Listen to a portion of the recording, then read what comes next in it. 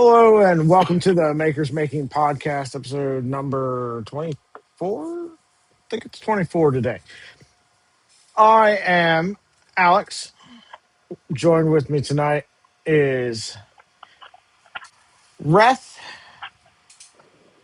Captain Kern,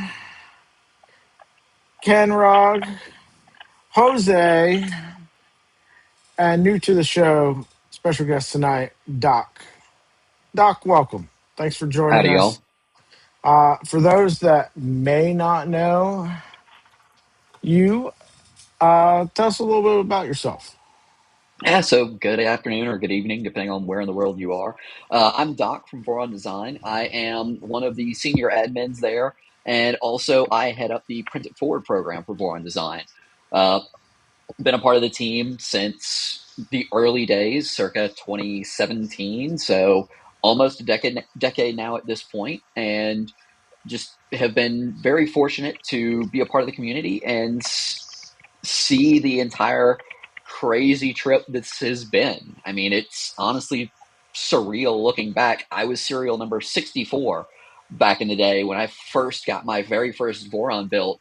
Uh, so to put that in perspective, let me see really quick. Sorry, switching computers. To see, and we are at. I am. There are currently 16,351 issued serials at present, for perspective. Yeah, I was checking out the other day. The numbers climbed substantially in the last few Yes, years. they have. So, And they'll be in it since 2017, how'd you end up in 3D printing? So originally, I started off as getting into 3D printing because I went on Kickstarter one day and saw this little printer called a Tico. And it was cheap enough at the time that it was below the, well, screw it, why not threshold. So I was one of the backers of the Tico. Even worse, though, I was one of the backers who got their Tico. And it was as hot of garbage as the internet stories have led you to believe. I mean, the thing with layer skip, if you looked at it funny, it was slow, PLA only, and yeah, generally speaking, I used it a little bit and was like, there's got to be better. And then a buddy of mine's like, oh, I'll buy that off you. I'm like, I'll sell it to you, but I'm going to feel guilty about taking your money. But I took his money, and then I went and bought a printer bot play, and like that was fun, and I did all the upgrades for the printer bot play. But I was like, I want something with a bigger working area than 4 inches by 4 inches by 6 inches. So I was looking around and looked at several different open source designs, like the Dbot, the uh, the Hypercube at the time, before there was even the Keyboard or HC Evo or anything like that, and a couple others, and came back to Voron because it was just well documented, well designed, and seemed to be efficient in terms of materials used, space, and everything else. So dove in there, and then got my cereal, and then was hanging out one day, chatting with folks. Before Voron was on Discord, we were on Slack and sent RCF a message saying, hey, so if you ever need help issuing cereals or something like that, let me know. He's like, oh, great, awesome, you're an admin now. And so I was admin, I want to say admin number 3, and learned a very valuable lesson about volunteering when you're unprompted, and have been one of the admins ever since. Nice.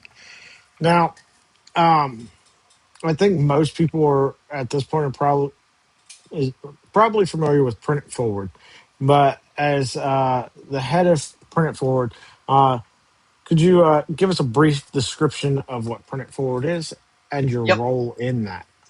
So print it forward actually is a term from the historical rep rap days, where the original inception was you print parts for someone else so they could print parts for someone else, thus paying it forward and printing it forward. And so I got really started in that because when I was building my Voron, my uh, Printerbot Play died, and I hadn't finished all the parts, so I had to get someone else to print the parts for me. And when I got them, I was like, these will work, but like I can see issues with them and everything else, so maybe they could get better. So once I got my serial, I started just off the cuff offering people, hey, I'll print your parts for you. And then that grew and evolved to, hey, look, I want the parts that come from people like myself or other print it forward providers to really give people something to aspire to say, hey, these parts represent what a well tuned, well designed, well built printer is capable of putting out. And so I am now the head of the Print It Forward program for Voron Design. Anyone who is a vetted PIF provider has had my eyes on their parts, and I still randomly audit all the providers. And at the same time, the final step of getting vetted is you ship me a set of full parts for a printer build, and I go through it with a fine tooth comb looking for areas of improvement and whatnot. If I can find notable issues or deficiencies, then okay, you're back to the drawing board. But if your parts are set and solid, congratulations, you're a vetted provider now, and you're able to take community requests as well. So it still remains a part of what I do with Voron Design. And the other thing I'll note with all of that is that we're human. Mistakes get made. And I hold the providers to a high standard for printed part quality, but I also understand that, hey, sometimes things happen. Like you're in a rush, you've got to get out the door for a work trip or something like that. So it's less a case of putting out perfect stuff every single time, but also being human. And when something that is less than perfect finds its way out in the universe, you make it right for the person who got it. So it's a combination of things. It's not just good parts in a box shipped to you. It's the entire experience there with that. So, how many providers do you guys have now? I know that you try to have them uh, spaced throughout the world for people. Yep. So there are about 10 of us right now. I don't have the exact number off the cuff. Let me see. Uh, Yeah, there's about, I would say, 10 of us shotgunned between Europe, North America, and South America. I haven't had anyone in Asia or Africa or well, I did say South America. We do have one provider there. But I haven't had anyone in Asia, Africa raise their hand. And I haven't had an emperor penguin from Antarctica volunteer yet. So, Yeah. So I know that when I first came into the Voron community, and Print It Forward was, it would have taken me a while to get parts from Print It Forward because there was a backlog. there Um, was. I don't know where that stands now, but uh, regardless, once I got my printer built and talking to people about it, and they're like, yeah, you could try to become a PIF provider, but uh, it's not likely to happen. Doc is very picky about the print quality that goes out of the PIF program. And to that effect, that's kind of why we asked you to come on the show tonight uh, to to share your story Yep, and to chase squirrels as we always do, of but course. to to share some of your knowledge about printing, print tuning, quality stuff, what to look for. And I know kind of the gold standard for pointing people in the right direction when they first start off. Andrew Ellis's print tuning guide. Yep, Um, but a lot of times, the questions that I'd always see eh, were, "Hey, I followed the tuning guide, but I don't have a reference for. It's telling me to look for this, but I don't know what's good versus what's not. What do you guys think about these two or whatever?"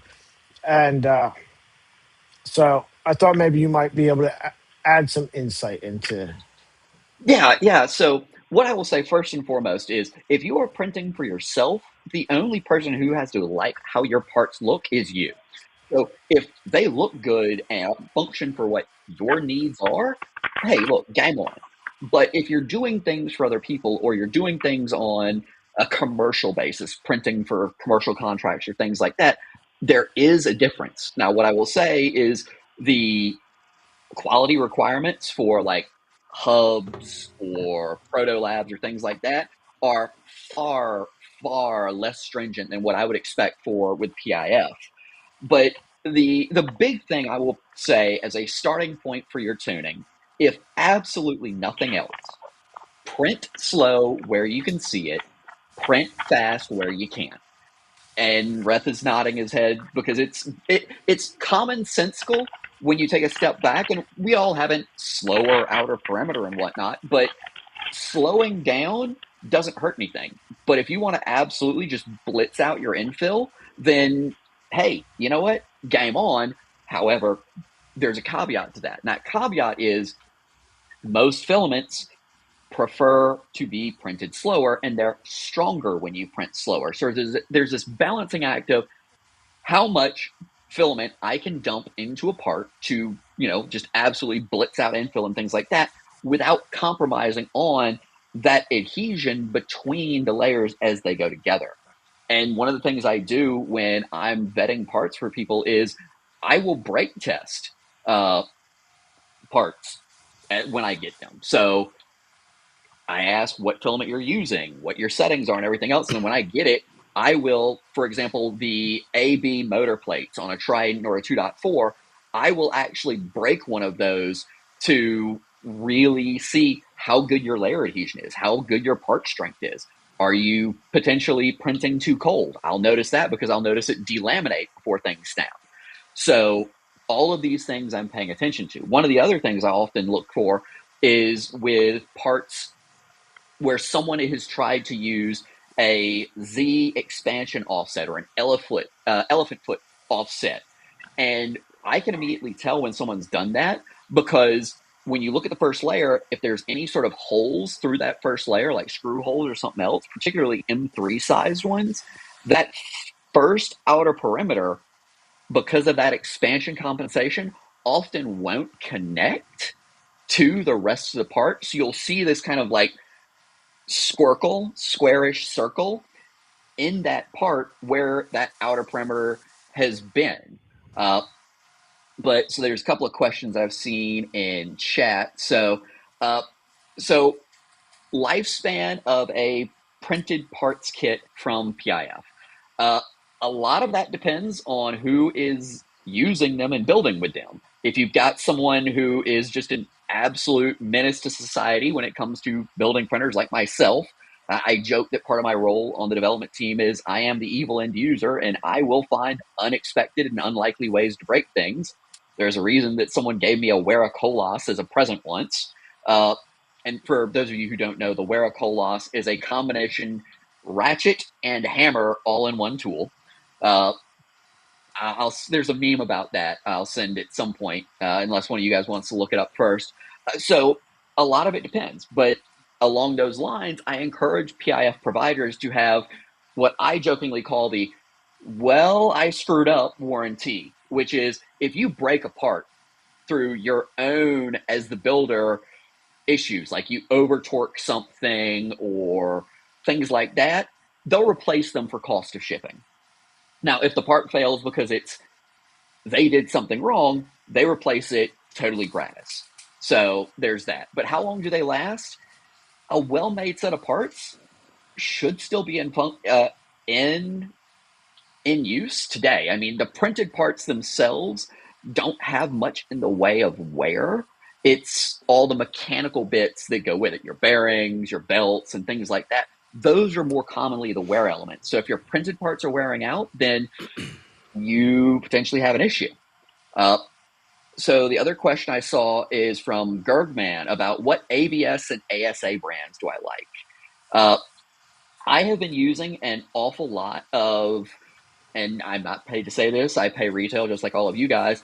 I've been using a lot of West3D's Ambrosia ASA and ABS, particularly their matte ABS. And the reason for the matte ABS versus their normal ABS is they actually took the exact resin that KVP used back in the day, which used to be my absolute favorite filament, and replicated KVP's recipe. They copied KVP's homework for their matte ABS line. So it's a very specific form of ABS resin from a company by the name of Chai Mei. And then they replicated some of the old hot colors from the KVP days, like a hot jade pink or a British racing green or things like that. They brought back to that. I also really like their their ASA line. The Coral Wave is a ton of fun. It's the teal and pink, and Reth's got a spool conveniently on hand right there. Double shot that gives some really fun effects for accents. They've also got a semi-translucent ASA. I can't remember the name of it. It's the one that's pink, or not pink, purple, clear, and green, kind of alternating. That one's really fun too. Uh, Atomic makes good stuff, but you'll pay for it from Atomic. I still lament that KVP was sold off to Toner Plastics. I have not used anything from Toner since that acquisition, so I can't speak to their quality there. And then if you step back to PLA and PETG, and yes, I still even print some of the Devil's Plastic every now and again. Uh, I have I've not had any bad luck with printed solid. They are Jesse line of PETG or a PLA. Both have been very, very solid for me. But once again, the key really is to just buy from a quality supplier and you'll get good results. You might get a good roll of Sunlu ABS or ASA or things like that, but it's the spool to spool consistency that also matters. And that's also why KVP fell off. If I've got a blue spool, for example, and it goes from kind of like sky blue to navy blue in the same spool, then this is a problem. And that's why KVP fell off. They just weren't able to be consistent spool to spool. And then as far as glass filled and carbon fiber filled, I saw that, Jose. uh, also LDO's ABS, I have used that and it is very, very good as well. I don't know the base resin they use or anything like that, but I've used that on one of my own personal builds. I've got a V0 that uses the LDO dark teal, which may have been copied from the KVP dark teal, that I absolutely love as well. So, all of that said, find a good supplier and stick with it and go from there. Don't ever try and chase the absolute cheapest filament possible, but also you probably don't need the absolute most Gucci stuff. Then Gerdman also asked about, as I said, glass filled and carbon fiber filled. I've used them some. I mean, carbon fiber filled makes really pretty parts, but from what I've seen, generally speaking, and Reth can also probably speak to this, is it doesn't add anything in terms of part strength. Like I've gone back and forth on if glass filled adds anything, but because you're not dealing for the most part with long strand carbon or long strand glass, it potentially actually acts to cause for greater layer instability in terms of layer adhesion versus anything else. But Rep, I know you've printed an absolute metric ton of various stuff. What are your thoughts? So I don't print any. Everything I print goes to kids. So I print no filled filaments. Okay. But what I've read about carbon fiber and glass fiber is basically what you've said too. Is that unlike say glass fiber boat or something like that, where all those fibers are intertwined and they're actually locking, you have all your fibers in a row on the extrusion, so you're not actually getting the benefit of the interlayer adhesion with the carbon fibers or the glass fibers. Yeah. That's what I've read. I haven't actually used it, but so you are a hell of a lot more detail oriented in your parts than I am. I like to say what we do is kind of piff like. So I will take an elephant foot, not elephant foot, but elephant foot compensation. That's fine for what I do. Yep. You also said perimeter's too fast. I 100% agree. I think a lot of people are chasing the high number Like I want to go, this fast in velocity and this fast in Excel, and generally it becomes for the prettiness factor that I look at. It's a recipe for disaster. You can't maintain that. Something starts wearing on the printer. You're retuning. I mean, so I agree. Print, not necessarily print slow, because our printers nowadays are doing a hell of a lot faster than the old Voron profiles. Yep. But you don't need to chase, the million, thousand, whatever excels and velocities. Infill too fast can be a problem. If you have really high excels and really high speeds and you're printing your infill, you're going to notice breakage. You're going to outrun your extruder effectively. And Yep. not just your extruder, the ability of your hot end to melt the plastic. So what will happen is you'll see in your infill, it'll just be broken lines. Like it'll melt enough to hit, like let's say you're doing rectilinear, right? So it's a crisscross Line one pattern. way and then line next way on the Right. next Thank layer. you. Thank you. What you'll see is that it'll melt enough to latch onto one of those horizontal lines, and then it'll break, and then it'll continue on. So you'll start getting breakage. What can happen on that over time is you start getting boogers, and then your nozzle hits this booger, and now you're skipping. So that's the danger of going too fast in your infill. Yep. I got breakage. I do break parts, but I don't break them to the level that Piff breaks them. So if I've got like a dorsal fin on a shark, every now and then I'll just pick one out of the box and see if that snaps off. And so, or I do a lot of flexi, so I'll bend them and see how much force do I need to basically break that link. That's how so it's very similar, but I'm not doing it to the degree. But Yep. everything else you said about, I 100% agree. I print fast for time, but I don't print fast to print fast, because I think both of us agree at the end of the day, print quality is number one. So Yep. my toys have to look good. Doc printed parts have to look good, because that's how you're being. Nobody wants to look at something where the top is partially missing, or you've got pock marks all over the place. That's just not our dealio, I don't think. Yep. And Alex, I sent you in Discord the Wear a Colos meme. And I'm on my laptop right now with a kind of small screen. So I'm going to have to kind of squint to see that, but I've seen it before. But yes, it is a 72 tooth ratchet, so a very fine pitch ratchet combined with a dead blow hammer all in one tool. So uh, it's hilarious, and I've used it a bunch. But yeah, Gergman, your point, fastest printer is more printers. Yes, absolutely. If you need to do more things simultaneously, if you're doing batched workflows and things like that, more printers is always the answer, not faster printers. And then in terms of boogers, there's a lot of different things that lead to it. It can be printing too fast, particularly if you're using PETG.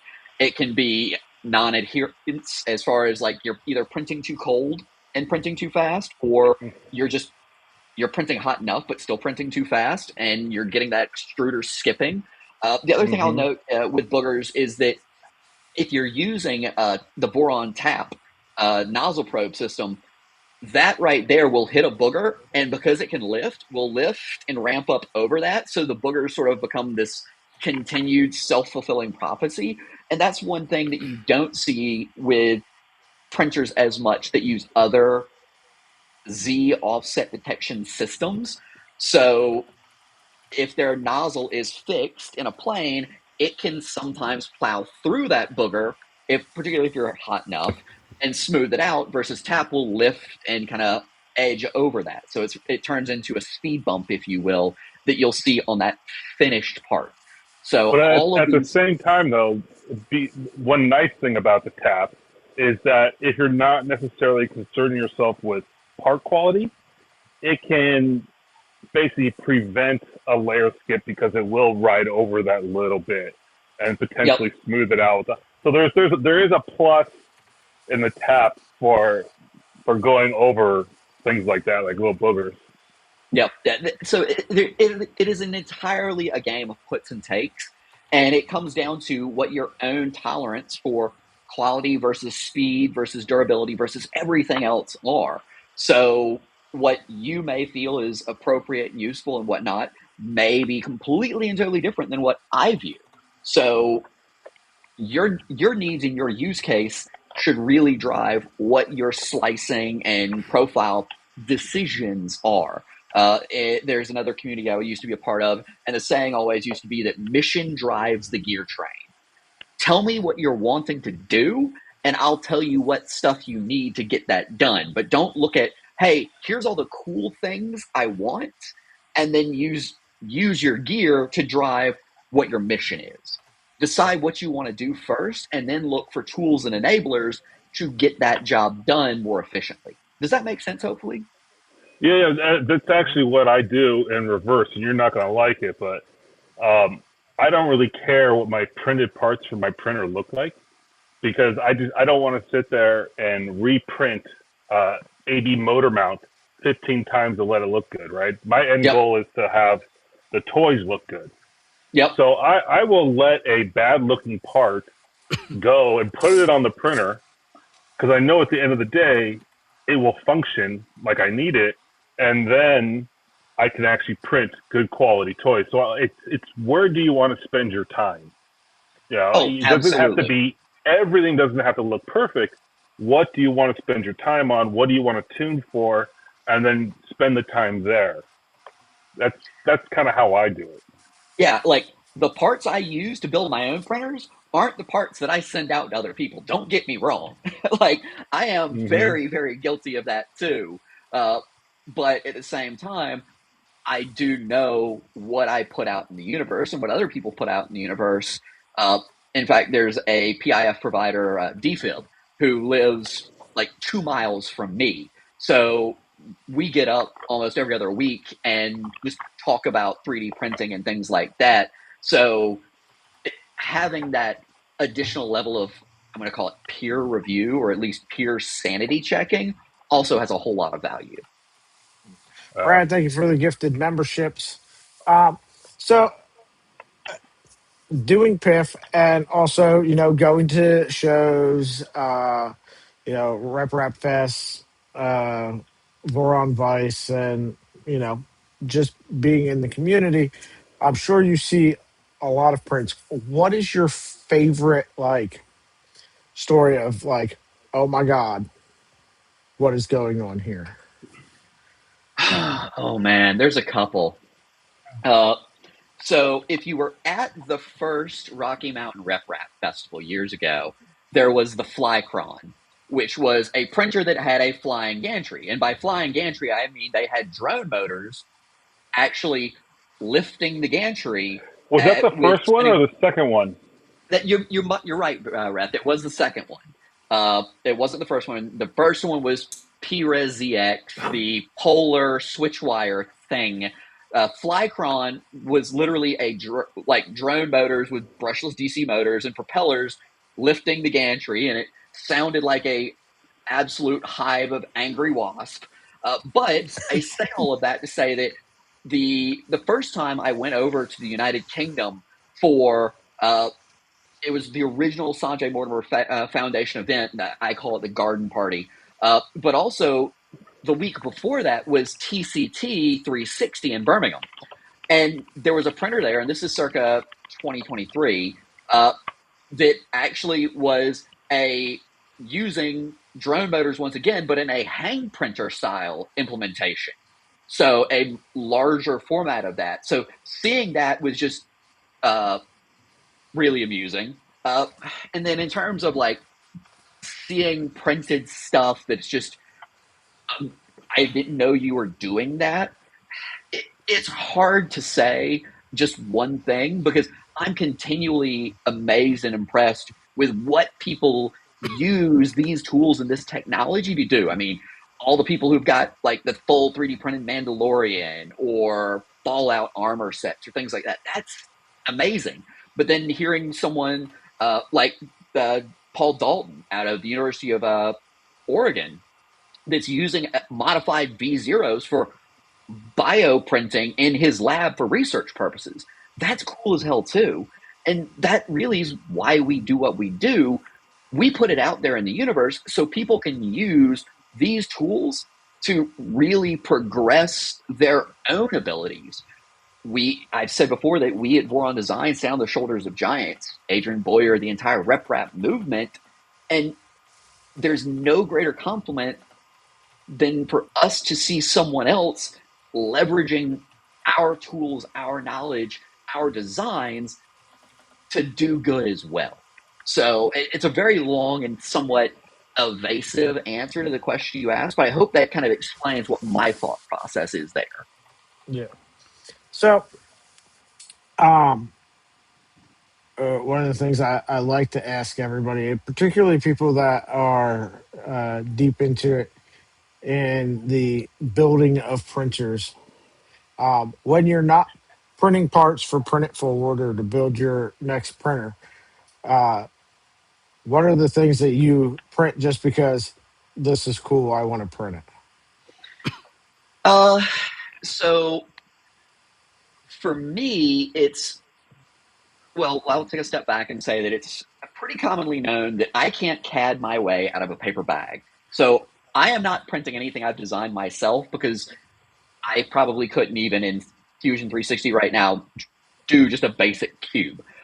So the things I do for myself are tools and enablers to better either organize myself or better just facilitate what I want to do.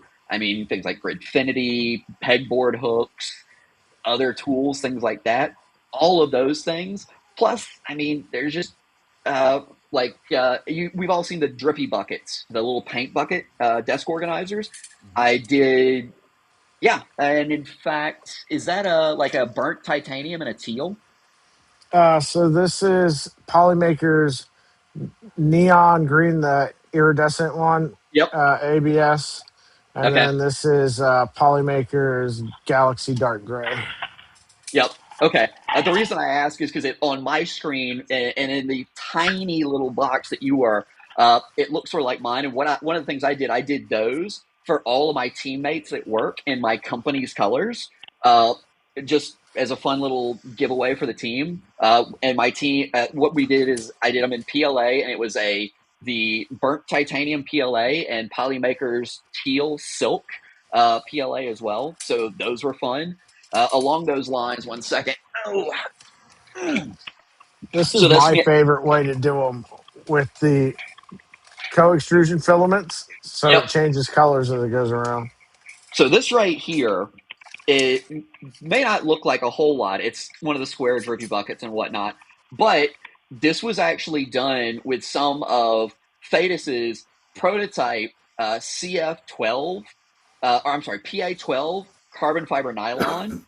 Uh, And this was actually one of the test prints I was doing to try and burn out some uh, prototype hardened nozzles from a company who will remain nameless uh, for wear testing. So I did a bunch of those, and I joke and say that this is one of probably the most expensive drippy buckets out there because that Thetis filament was north of $100 a kilo, if I remember right. Wow. So, Yeah, I did some testing on the Undertaker nozzles for Dan when he was doing the new batches with the coating and stuff, yep, and just running ridiculously expensive filament going, yep, this is a very expensive version of this very ridiculous print. yep. Yeah, but I mean, at the end of the day, I mean, we've got computer controlled hot glue guns in our homes. So at some point, you do just want to do stupid things and have fun with it. Like one of the things I'm known for is I'll do a just random plate full of small little poop emojis just because it makes me laugh. And like when I'm traveling, those just might get left in a random airport somewhere just because, once again, why not? Yeah. Fact, I think that I can't find it right now, but I've got a couple in my desk drawer that I'll dig out later. I know for me, for a couple years, it got to the point where the only time my printers ran was when I was printing parts to build the next printer, and it got. I was at one point. I looked around because somebody came over and asked like, "Okay, well, what do you do with them?" I was like, "Well, I print parts and build more printers." And you just saw like the life drain out of their face, like. Spare parts turn into spare printers. But now I've been printing Nerf blasters and some other little trinkets and stuff like that. So I have something to hand somebody and show them, Yeah, and then it's like, oh, okay, this is a cool hobby, not just a money sink. yeah. Yep, and I've gotten several friends into the hobby as well. I gifted one of my good friends here in town an old Soval SV06, and he has been just going absolutely to town with that. Him and his kids, and his wife is big into plants and gardening and everything. So now every vase she has in the house is 3D printed and things like that. So once again, just because it's simple and silly, it's still we have this technology in our hands, and you can be doing it to do super cool, amazing things, or you can use it to do some simple and silly. But at the end of the day, it's something that 15 years ago now, if someone had said, "Hey, you're going to have this in your garage or in your workshop or in your wherever else," you'd have looked at me like I had two heads growing on my shoulders. Yeah, Gergman says he's going to print multicolored TPU ducks. I jokingly call Pet G the devil's filament. TPU can just be it's cranky stuff. I really would prefer not to mess with TPU if I could avoid it. Yeah, I recently printed almost a kilo of the Pet CF. That stuff prints really nice. Which version of that, or who? Uh, Which brand? Striatex. Okay, I've heard good stuff about them. I've not used anything from them yet, though. I've been really impressed. And I famously say that people should build their own profiles, but just grabbing their profile off of their website for their materials across four different, five different materials, I've just been dead on, just dead Nice. on. I was able to throw them on a couple different machines, just run the profiles as they were, and there's not many companies out there where I've been able to say you could do that. So Yeah. No, I would agree. You make your own profile. yeah, You just have more control over quality or whatever aspect you're looking for. yeah, Use the built-in one as a default, and then obviously modify it. yeah, and that was what I figured I'd end up having to do. Grab the profile, and particularly I was printing some TPU Air, right? And I'm like, Oh, I the don't. foaming TPU. Yeah. Yeah, I was like, I don't even know where to start with temperature and extrusion uh, rates for this filament. So I'm going to grab their profile to give me some place to start, um, and save myself some time, money, and headaches. And fired it up, and it just came out beautiful. I was like, well, I don't even need to do anything to this. And then it was the same thing with the next one, and the next one. I was like, damn. The best built-in profiles I've found are Prusa's for their machines. They Yep. really do dial them in for their machines.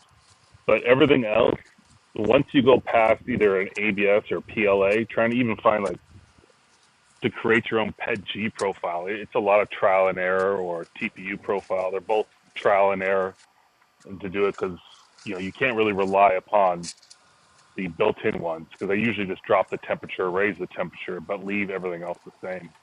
Yeah, I like and to just extrude TPU, I mean, PET G directly into the trash can. That's my print profile for that.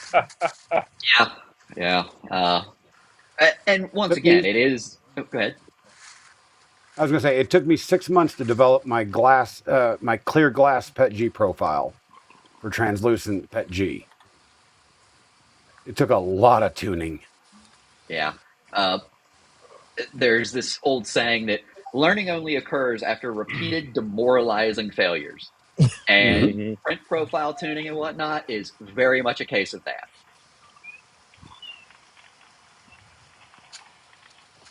I would have to Uh, agree. RJ's asking what you think about annealing. If, I have never done it for any of my parts. I mean, once I got my Voron built and really dove into ABS and ASA, uh, I never really thought about it. Like high temp PLAs do well with annealing. Some of the other more exotic filaments do well with annealing, but I've never seen anything that says that, hey, ABS or ASA benefits from it. So I've never really done anything with it. That said, once again, if you've got a use case for that, then game on. There is no one size fits all in terms of this material works best for everything, which is why we have options. For example, if you look at the MPCNC stuff, they actually recommend using PLA for their parts, and that's because it's an unenclosed CNC, so they don't really have to worry about thermals, but they do have to worry about rigidity. And because PLA, once it's extruded, sets up in a semi-crystalline matrix, it is a lot more rigid than what you would see with a PETG or particularly an ABS that have some flexion built into it. So for a CNC where rigidity is king, that obviously is the best choice. But if you're building a 3D printer with a flying gantry where you need to conform the gantry to be coplanar with a bed, having some flex in it might be beneficial. So it's all about having multiple arrows in the quiver and trying to figure out, once again, what the mission is so that then you can drive the gear train of what filament you're using, your profiles, or things like that. oh, Ref, I love it. Ref I, says, keep I, questions I, I, coming. oh, go ahead. There are 7 of us. You're bound to get 9 answers. I agree 100% with that, Doc. You know, there's not one filament to rule them all. There is a filament. You have a job or a project or whatever, and there will Excuse me. be a filament that may be better for it. But then again, there might be a couple choices. And how do you go about choosing? I mean, you can do the simple one of price, or you can say, look, I have this in the machine. I'll just print it. You know, so yeah, the discussions of this filament is so much better than the other, or this one does is the best. You know, it's really what are you using it for, right? Is it going to go outside? Is it going to be around certain chemicals, right? Those are more the considerations I would say to take into account when you're choosing a filament. I feel like this was the wrong day to clear out my table because I had my Rook and my Delta Flyer here. And the Delta Flyer is all ABS, but the Rook is all PLA. So the Rook, all of the Rook printers, the Rook Mark One, the Rook 2020, and the Rook Mark Two, they're all designed specifically for PLA because they're unenclosed, they're open, so maximum rigidity, and it's way easier to print for beginners, and that's the whole target of the whole project, right? So Yep. so much easier. So the Delta Flyer itself is designed for PLA, but the LDO kit comes with panels, so we just try to avoid PLA for those. But if you're building it from scratch with no panels, just go PLA. It's so rigid. Oh, yeah. Fun fact, the first Voron I built was actually done in PETG. So I learned very quickly that, hey, if I'm trying to print at ABS temperatures, I need to go ahead and replace everything that's PETG with ABS. Because, like, if you remember the old V1.5 with a bed carrier and everything, you had the bed leveling screws passing through a printed part.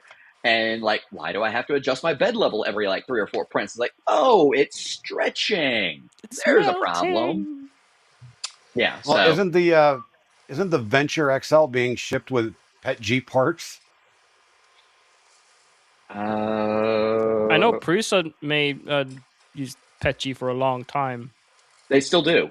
Yeah. So, like, Yeah. if you buy a XL or Mini or a Mark IV, a lot of the parts on that are going to be PETG. Originally, they did ABS, and they shifted to PETG for a variety of reasons. But once again, if you look at actually the Core 1 and the Core 1L, a lot of the parts used in the motion system on those are actually polycarbonate CF, so carbon fiber filled polycarbonate, which gives it a whole lot more strength. I was really surprised when I got my Prusa XL 5 tool that the parts in it, even the motion system, are actually PETG. And the reason I found this out is that FedEx dropped my XL on its head in shipment to me, and like literally bent and skewed the frame and broke the motor mounts and everything else. So my brand new XL had to go back to the Czech Republic to get one that was not dropped. So that was a month. That's a feature. That's a feature. Yeah, they were confirming that gravity still works, right? Right. Yeah. Yeah. I mean, it was a rigidity test of the printer. Yeah. So, but yeah, all of that said, once again, no perfect filament.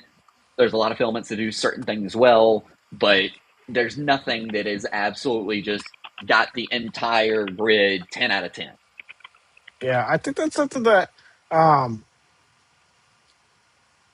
for quite a while, the Voron community as a whole kind of fell into where it was like ABS, ASA is the answer no matter what. And is always better than PLA. And then once you start printing things other than printers, you realize, well, there's things that there's a reason why they make so many different materials. Yep. Absolutely. And there's always going to be another one next week. Go ahead. There's a reason why because of the Rook stuff, because I'm heavily involved with Rollahan and Rook stuff. Because of that, we had a lot of people coming in. They signed up for our Discord just to come in and try to stir up some stuff with the PLA. So that got so bad at one point that I wrote an article that includes all the sources for all the actual scientific materials and why different filaments have different uses. So I could just read that. Yep. And Steve Machado, you do realize that the Phoenix that was at Smurf in 23 was the Phoenix I built, right? And if you think that that was the only Phoenix I've built, well, I'm sorry, no, I actually have another one downstairs in my dining room, because one of the perks of being a bachelor is I don't need a dining room. I've got a Phoenix room now. So I do have a Phoenix. I've got one of at least every Voron design other than a Legacy at this point, and usually more than that. So I've got a pretty decent fleet. I'm just in my office, so none of them are in the background. I got a question, Doc. Fire away. What are your thoughts for functional printed parts? Your filaments with things like your various sparkles, glitters, etc. Mm-hmm. So for functional printed parts, the sparkles and the glitters and everything else, they look really pretty, but going back to my comments on carbon fiber and glass filled fiber filaments, there is the potential for them to be weaker. I've not noticed a material difference with the sparkle filled, like the galaxies and whatnot, ABSs or ASAs. And this is highly unscientific. This is just me like flexing and trying to break it and things like that. I've not noticed a difference, but I could entirely see there potentially being one. So if I was building something that absolutely positively needed to be absolutely bulletproof, and it needed some of that flex that we would need with an ABS or an ASA, I would be printing it all in black. Just done. Or all natural. Well, in the same token, let me ask you this. What do you think of people printing their printed parts out of the new modern engineering filaments? So, like, you're talking like PPS or some of the lower temperature. It's a PEKK is the low, or no, it's PEAK is the lower temperature peak and things like that. I mean, once again, those filaments are really intriguing. But what is the part needing to do? Are you potentially just throwing money at a problem that doesn't need solving? Like if you're using $500 a kilo filament for something that $20 a kilo filament does just fine, what problem are you solving other than how heavy your wallet is?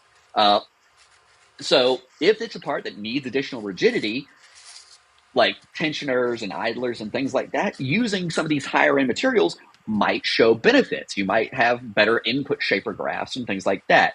You might have more durable parts or parts that, hey, you can crank your bed and chamber temperature up higher. But if you don't need to do those things, you're just throwing money at the problem to say you threw money at the problem. Does that make sense? Yeah. Well, we're seeing a lot more people posting the pictures of their builds that are utilizing these filaments. And I think most of it is bragging rights. Oh, absolutely. I mean, that's 100%. half the reason we do anything is because we can say we did it and it's cool that we did it. Yep.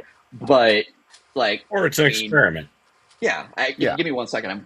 I've got a perfect talking point to this. So on that point, while he's getting his thing, like my printers, you will never see at a show. They are so ugly. You know, I go to Rocky Mountain and I see, you know, a lot of printers and they're pretty. They look really good. I don't do that, right? Because that's not what I get out of this hobby. So it's, you know, you go ahead. Yeah, that's a pretty part. Yeah, and this is a full-on PEEK stealth burner. Like everything printed in PEEK. This solves no need or use case, particularly with a front cowl, other than it looks cool as hell. So once again, if you don't need to do it, don't bother doing it unless you want to do it. Because the greatest reason to do a certain thing a certain way is because you wanted to when it comes to your build. Your build is yours. If you want to use PEEK or whatever else, I might ask why, but I'm certainly not going to kink shame you for it. I just want to know, well, why did you do that? And if your answer is because it looks cool, game on, dude. That's all I needed to know. It's like having a supercar or a hypercar and just go to the grocery store. 100%. Exactly. It's the same. But there's no free lunch in any of this, right? You're either going to pay for it or you're going to get a performance hit. There's a trade-off somewhere. If I could go to the grocery store in a Ferrari F40, I'd do it. Yes, but then someone would rear end you when you're leaving the parking lot, and then you would be very sad. I'd also have really good insurance. That'd be the most action I had all week. So I'm about to start building a Micron. So what I'm hearing is I should just skip the whole ASA CF plan that I had and then save half the money and just use normal ASA. Yeah. So the carbon fiber, it looks good though, right? I think we all agree. Really like the texture, it's almost like a fuzzy, inherent fuzzy skin on it. But if your printer is not going to be a show printer, you can save your money on that filament by several other rolls and do what you want with it. Or if you just want to do it, yeah, the Micron's so small.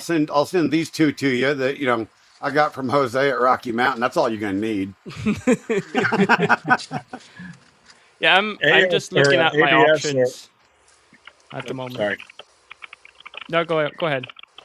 I was just going to say ASA or ABS glass fiber are not a terrible way to go to knock something out like a Nevermore or something that likes to warp, and it likes to warp on the side that has to mate up to another side that wants to warp. Because it's a little bit less warpy of a material, it tends to stay flat for you. Yep. So I do those with the glass fiber. Did they My just fix it? Micron, Black. my Micron has a gantry printed out of PPS glass filled because it's an Why not? ASA. It's doom cubed, and the chamber temps were getting into the 90s, and ABS was just turning into Play-Doh, Yep. and it was Well, just eating itself every time I was printing something. yeah, I mean, because if your chamber is approaching the glass transition temperature of the material your gantry and your printer is made out of, well, yes, it is going to go from a solid to a semi-solid and Play-Doh itself. So that's a good use case for more higher tech engineering materials. The hotter you print, the hotter your chamber is, the more likely you are to need some Gucci stuff. But once again, it falls back to that mission and gear train. And your mission with that Micron is to print hotter and print faster and whatnot. So if you're doing that, your equipment choices need to be dictated versus if it's just, hey, I'm good with up to ABS/ASA. Hey, ABS ASA parts are good to go. That also brings into fact it's not just your chamber or your print temperature, right? If you are printing fast, that means you're throwing more current at those motors. And your motors can get to the glass transition temperature of ABS real quick.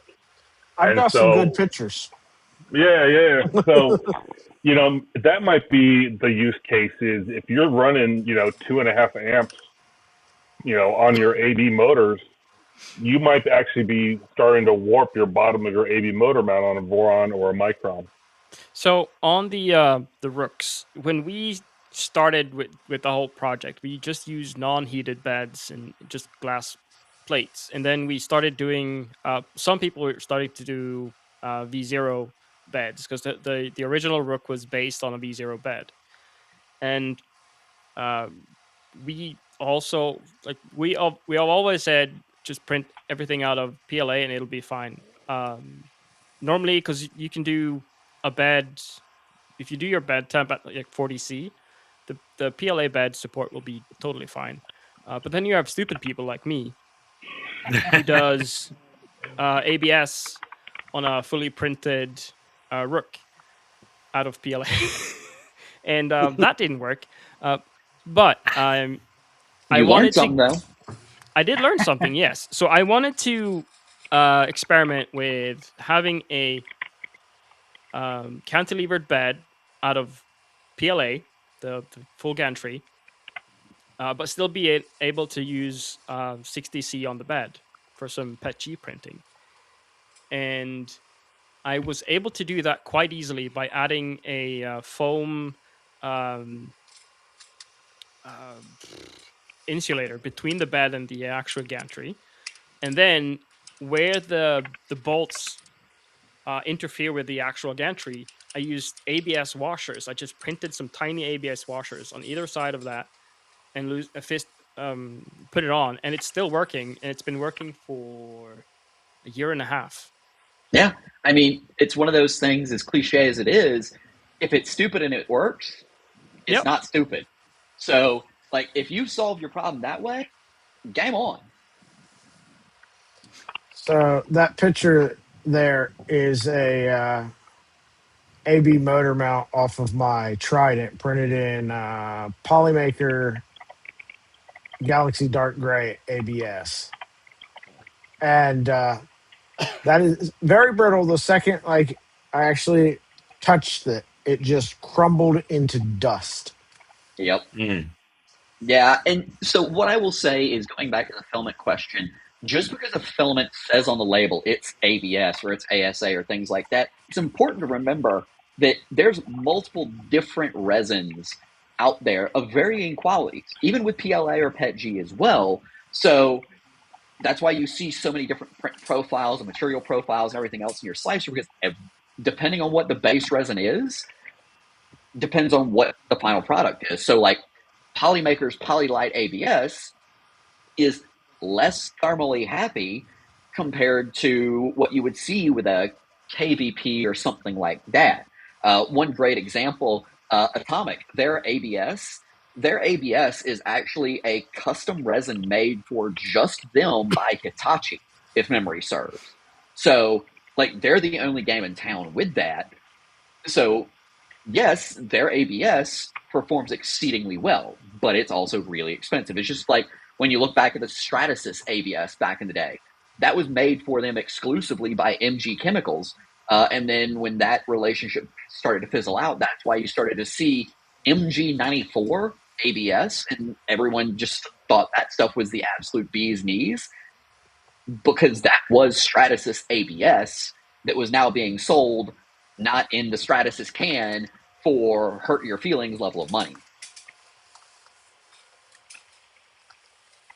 So what is the glass transition of ABS? It's 100C, right? Generally speaking. Plus or minus, yeah. Yeah. Jose, man, you got to treat your printers better than that. He's saying he's running 3 amps going to a 130C. Come on, man. You do better. Do better. They're Krakens, and it's metal gantry. Actually, I just got a set of the 0.9, the 0.9 degree Krakens from West 3D earlier this week. I was going to throw them into one of my Trident builds just for giggle's sake. I'm not going to be running them at the full 3 amps, but I just was like, you know what? I've got to buy long shaft stepper motors for this anyways, because the new Trident R2 has got double shear support natively built into it. So it's just money. Why not? So I really want to get a set of the Kraken motors for the 2.4 when I switch that to all-wheel drive. I'm waiting for Jose to talk Jason into sending me parts, though. Waiting on Jose to talk Jason into making a CNC Micron gantry, too. What motors were you going to put into the all-wheel drive? I was looking at the Krakens, but I think I'm going to go with the 1.8s. The Krakens are not. I just go 2504s in an all-wheel drive. You don't need the Krakens. It's not getting you anything. I've done it. I took them out. The Kraken motors are fairly long. They're the 60 millimeter body, so you might have to adapt how your bed is mounted and whatnot to be able to get all the way down to Z-Men. Once again, not looking at the CAD or anything else, just thinking out loud. I've got 60s on it now. Okay. The 2.4, they're the Stepper Online 60s. Couldn't remember if I'd switch those over to the classifieds or not, but they're the Stepper Online 60 millimeter cans. And they've actually got a heat sink on the bottom of them, a 10 millimeter heat sink. And that is max for, it's got arch type with tool head matters, right? Yeah. So it's got arch type and a Rapido ultra high flow on there. But yeah, depending on tool head and whatnot, you would have an issue. So, Ref, I mean, this is getting into your area of expertise about motors and everything else, and talking about mission driving the gear train. I know we've kind of anecdotally talked before offline about, like, say, 2804s being not happy at 48 volt, but 2504s are, and things like that. What learnings would you share around motor selection for the whole mission and driving the gear train? What are your thoughts? What are some of the hot motors you've seen, and what are some of the ones you say run screaming? The go-to all around. You just want a motor that works. 2504. It's going to work at 24 volts. It's going to work at 48 volts.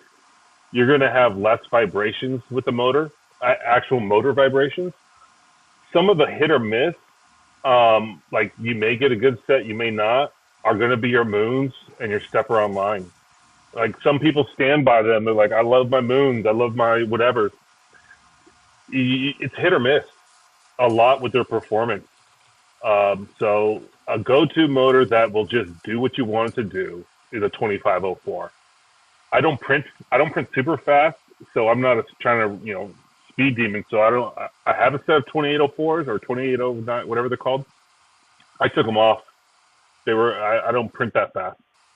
But yeah, a good all-around motor is going to be an LDO 2504, either short. I would recommend just buy the long ones. Even if you don't have double shear, even if you don't have all-wheel drive, you don't know what you're going to do in the future. So just get the long ones and call it a day. You'll be happy. Yeah, and what I will say, when he says the long ones, he's not meaning like the S55s or something like that. For Trident R2, the S37s are perfectly fine in terms of Isn't there a shaft 45? length. I think There's a there is. There's 45 also. several different Yeah, flavors. just go 45 because then you can put it into whatever gantry you want. If you want to in the future switch it over to all-wheel drive from whoever makes it, it'll fit. Yeah, So 45 is a good just do it, you know? Yeah. Yeah, like 45 is a good, reasonable number. Like, you don't have to worry about potentially breaking out a chop saw if you're staying standard. The other motor rep I'll say that I always have had good luck with is the 2004s from LDO, the 2 amp motors they did that were a part of the boron kits. I've had really good luck with God, those. which is that the standard Voron kit motor? Yep, the standard Yeah. boron kit, the 42 STH 48 2004. Yep. Those are good all arounders too, yeah, because I don't see any issues really with those. And when people build a kit, right, they come in, and I don't see too many issues with those. It doesn't have the same level of performance though, They so are good enough good for enough, most good end enough. users, and good enough is not meant to like damn them with faint praise. For most average end users, they're more than zippy enough. But if you I would want, agree. I would agree, 100%. if you want more oomph, though, the 2504s are really solid. Save your money. Don't buy 2804s because Yeah, from what I've seen, they get cranky at 48 volt.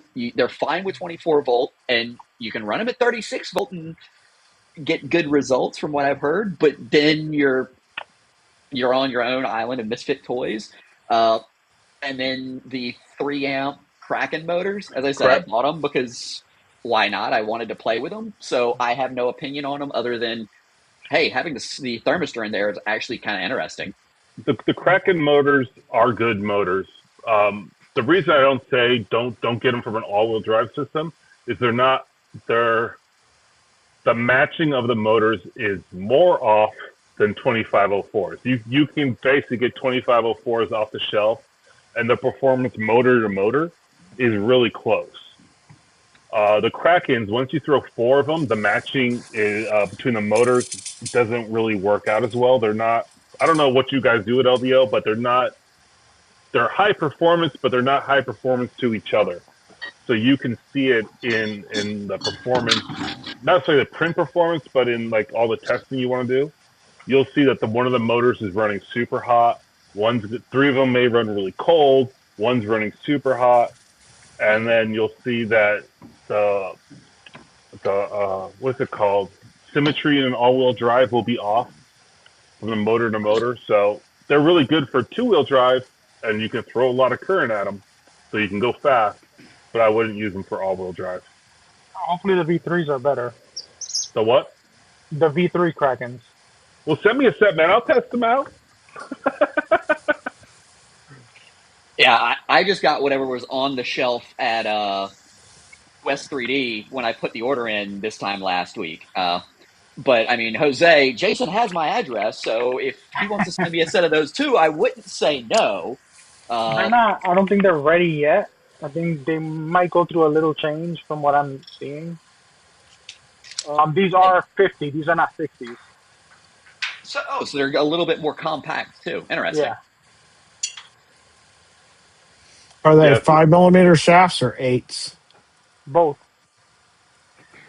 So that's They one thing I'll point out with motors is the shaft length versus double shear versus shaft diameter. I was talking with Jason probably a year and a half ago now, and was talking about shaft deflection and things like that. And if you're running a if you're running anything in a normal 3D printer using NEMA 17 pattern motors, there's a certain point at which shaft deflection with a standard 5mm shaft, a certain tension, that comes into play. However, if you bump to an 8mm shaft, you're not going to bend that thing with anything realistic tension-wise in our systems. So if you're wanting to run higher tensions, you either need to run double shear, so 5mm shaft with a bearing at the top supporting it, so then it's fully constrained in 3 points, because if you actually pull a stepper motor apart, you've got a bearing at the top and a bearing at the bottom, and that shaft is flopping around in the wind. So you then have it constrained in that third point at the top of the shaft, so it can't wobble around. Or you just go with a big old fat 8mm shaft on there and call it done. Like if you look at actual servos, like Mitsubishi servos that are NEMA 17 sized, those are all using 8mm shafts. In fact, 1 second. Yeah, the classifieds that I was running, they're 8mm shafts, and I've got that thermistor in there too. They were really good motors. I gotta find.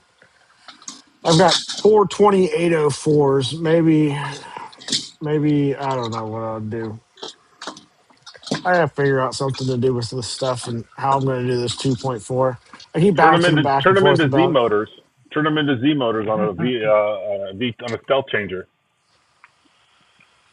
Yeah, but I have to get another Build more 2.4 printers. and all that.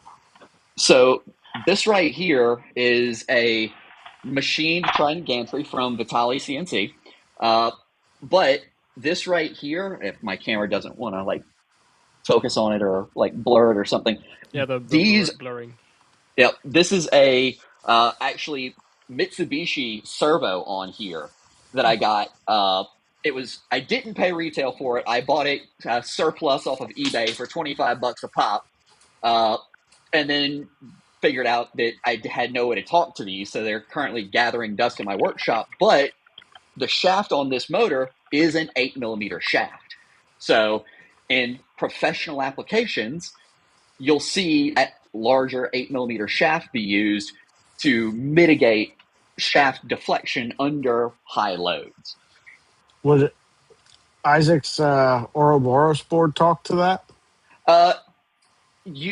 Because it's a Mitsubishi servo, there's basically additional steps that need to go in to sniff the encoder and talk to that. So at some point, there will be another module that goes with an Ouroboros to let it talk to these particular servos. There's a different way. There's other servos out there that the Ouroboros should be able to talk to without any fancy other breakout stuff. Then, that may work. I just don't know what they are. And yes, I've got an Ouroboros or I two figured you knocking around did. here too. I figured you did. I'd be disappointed if you didn't. Yeah, I've actually got one of the prototypes of the Ouroboros with the silver heat sink, as opposed to the production red ones.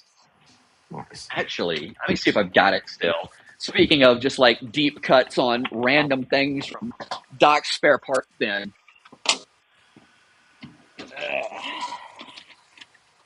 Jose, for 8, it's not required. What? JPP, you asked the question. Yeah.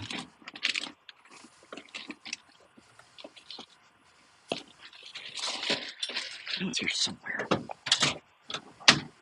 Haha!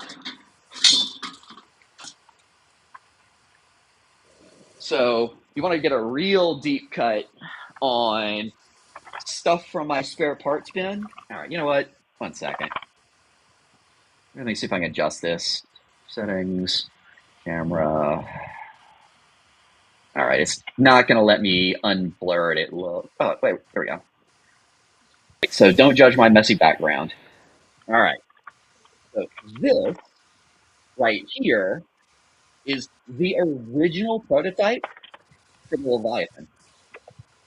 Oh, nice. It had socketed drivers, and this was before even like it was fully confirmed it would be 24 and 48 volt compatible. This is one of the originals. Does it still work? Oh yeah. And let's see, where's that logo? Trying to orient it on here where I can't see what I'm trying to point at. There we go. That's right. Boron Leviathan. Nice. Yep. Nice. So, yeah. I had a heck of a time with mine when I first got it. And I was trying to get CAN bus to run on it. Yeah. Yeah, But, with CAN bus, there's some quirkiness with CAN bus and UART versus standalone mode and things like that. So it does take a little bit more fiddling to get happy. But it is, yeah. yeah. I We like never my did get it Leviathans. running. We never did get it running with running Canbridge mode on it. I was Interesting. working for 2-3 days with the guy. What was his name? Is it JHP JMP. or JNP. yeah, JNP? Him and I were working together for like 3 days because I was outside of the beta people with the original pre-orders and stuff like that. I was the first person to get it and be installing it in a printer. Yep. So, or like, and I guess later revision of it changed something with that. Is that right, Jose? What would you have which version? I had the very original. One, because we're 1.3 right now. You Yeah, I probably got a think it might have 1.0 been then. something like that. It was the original ones from the first batch. Yeah. So I'm another sure there random bit were. of trivia is that the the the release candidate Leviathans. So the ones that were done is like the final, like we're going to put it through as if it's on the production line, but for final like engineering validation. Actually didn't use 5160s and 2209s on it. It used 2160s and 2240s on the board.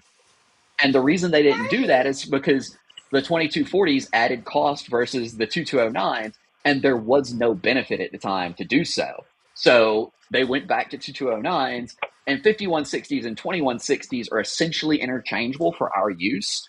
The difference between a 5160 and a 2160 is the 5160 has an internal motion planning system in it that no 3D printing firmware talks to.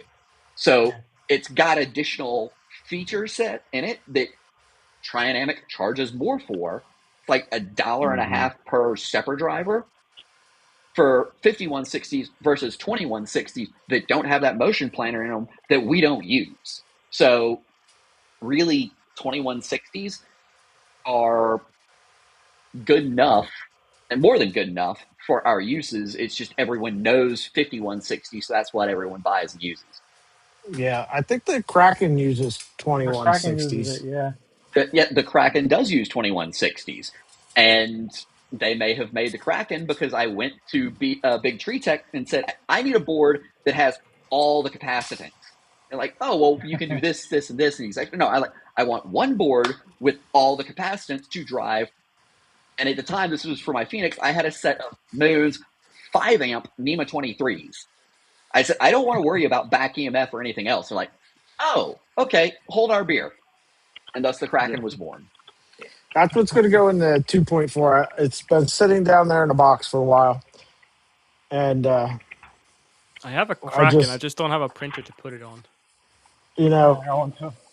Django stole my monolith kit at Rocky Mountain, and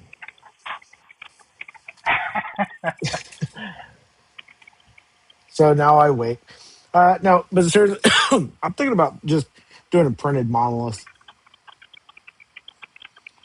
I mean, why not? I don't know because I hung up on the CNC one. It's so pretty. Man, is that thing nice. And that's fair. I mean, once again, like it, the heart wants what the heart wants, and just because it is gloriously overkill doesn't mean it's the wrong answer. It just means it's not the answer for everyone. I mean, It, I'm it, really picky about the aesthetics of things, right? So well, I've got a that's clicky what it clack goes door to, for the right? 2.4 that I'm not installing because I don't have skirts that'll come out flush with it. I mean, I this goes back to our previous discussion of what material you want to print at, right? Like, if you like the aesthetics of monolith, I mean, it is a pretty gantry. Yeah, why not? You know, if you want the aesthetics of something else, why not, right? It's your printer. Do what you want with it. Unless you're there, Jose, then you got to do what you're told. Yes. So, on the Shows up and I note install. of doing what you're told, as part of the Voron team, you ever find yourself going, "Oh, I really just don't want to build this," or how do you So, avoid burnout? so I enjoy the building and the wrenching and everything, but at the same time, we do have enough people on the team that if it's like, hey, I am in a really busy season at work, because in my day job, I'm in corporate consulting. Uh, I am not a bottleneck. There will be other people who are there to give feedback and everything. So we as the team really can dive in on the projects that interest us most versus some other ones, maybe not. For example, Cascade. I think what Doug has done with Cascade is totally awesome. And I love the design and the aesthetic and everything. But I also know I would hurt myself with a CNC in my house. So I'm not going to build one because I don't need that evil in my life. And I don't need the potential to lose a finger or something like that to spinning bits of metal when I could probably already do that with the spinning bits of plastic and whatnot I've got with my 3D printers here. So there is that safety valve. But once again, there are times where it's just like, you know what, I need to put the wrench down and step away. And we all get that. We're all human. And that's also part of the reason why Voron releases take time, because the only timeline we're on with ourselves is us. So we're not in a rush to get something out. Trident R2 we showed at Rocky Mountain a month ago. It'll be out later this summer. I can safely say that the manual is being worked on as we speak, and it is feature complete from a mechanical and printed parts perspective. But I'm not going to put a date out in the universe. Similar thing goes with Phoenix. Once again, we're at mechanically complete, we believe now. We've got all the quirks that we've identified over the course of building very large printers and testing them, and then long heat soaks and issues there and things like that. But once again, I'm not going to say, hey, it'll be done next week or whenever. It'll be done when it's done. We just focus on it will get done. It's just, this is not a day job for any of us. And to answer your question, there are people that do burn out in the group, but everyone knows themselves, so they'll just say, "Look, I'm burnt out. I need to step back." And one nice thing about the Voron group is that there is plenty of people that'd be like, they may come in, or it just gets delayed a bit, right? And no one's upset or angry because, as Doc said, this is not our day jobs. I mean, we're not getting paid. No one's getting paid to design a printer. But what's nice about the group is that they allow you to be burnt out and to say, hey, look, I'm kind of done. That's why there's been some pause on the 4671 firmware, right? Andrew said, look, dude, guys, I need a break on this. And some people are starting to take up that slack that Andrew did. And, you can't push yourself 24/7 with, you got to take a break. So that's one nice thing about the group, is that everyone understands that. And it's like, cool, hey, just checking and making sure you're okay, kind of thing. Exactly. Yeah. We're all human and we all understand that. We may nudge each other every now and again. It's like, hey, dude, what about this thing that you were working on? But it's never intended to be serious or pressing them to burn the candle at both ends. It's more just good-natured ribbing amongst buddies. Yeah. It's like we always rib Steven about his Venture XL. You had to do it. Yeah, we have the same. Me and Rolahan, we work together on most things, but some things I don't have an interest for. So I just, you know what, I don't. You need do this. you, my friend. Yeah, got it. I don't want to build this printer just to build that printer. I have other things I want to do. Yep. But from And an that's end also user, that combination of me being a content creator and then a designer. I used to be a designer, and then I started the content stuff, and he's still just the designer that just makes video about his designs. So that's the difference between us. So I have time to do my stuff and then work on his stuff, and then he has his workload.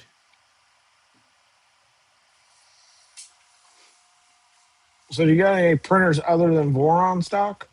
Yeah, so I have a Prusa Mark IV with an MMU3. I've got a Core 1, a Prusa XL, several Sobol SB06s for when I was doing commercial work and just needed to dump out PLA or PETG parts quickly. And I actually have an E3D tool changer that I jokingly call the most expensive tool changer ever, because it was an E3D tool changer, and then I basically ripped everything out, replaced all the tools with rotos. So it's rotos and revos for all of that I paid retail for, pulled the existing Duet 2 out of it, replaced it with a Duet 3 Mini, and then put closed loop steppers on it with the Duet closed loops high current stepper boards on it as well, just because glorious overkill. I was looking at those, and it makes the Ouroboros board at $350 seem like a bargain. Yes, Duet stuff is not the cheapest thing out there, but I will say you have to work to kill Duet hardware. DC42 and Tony Locke, or David Crocker, so DC42 is his handle online, the two lead designers for Duet, they just put an awful lot of time and energy into their designs to make sure you have to work to kill them. And then one bit of kind of just inside baseball trivia is that Duet is the guys that Bondtech and Prusa tapped to do a lot of the circuit wrangling for the index system. So if you actually look really closely at the boards with a index, you'll note that it was designed by Duet. Oh, nice.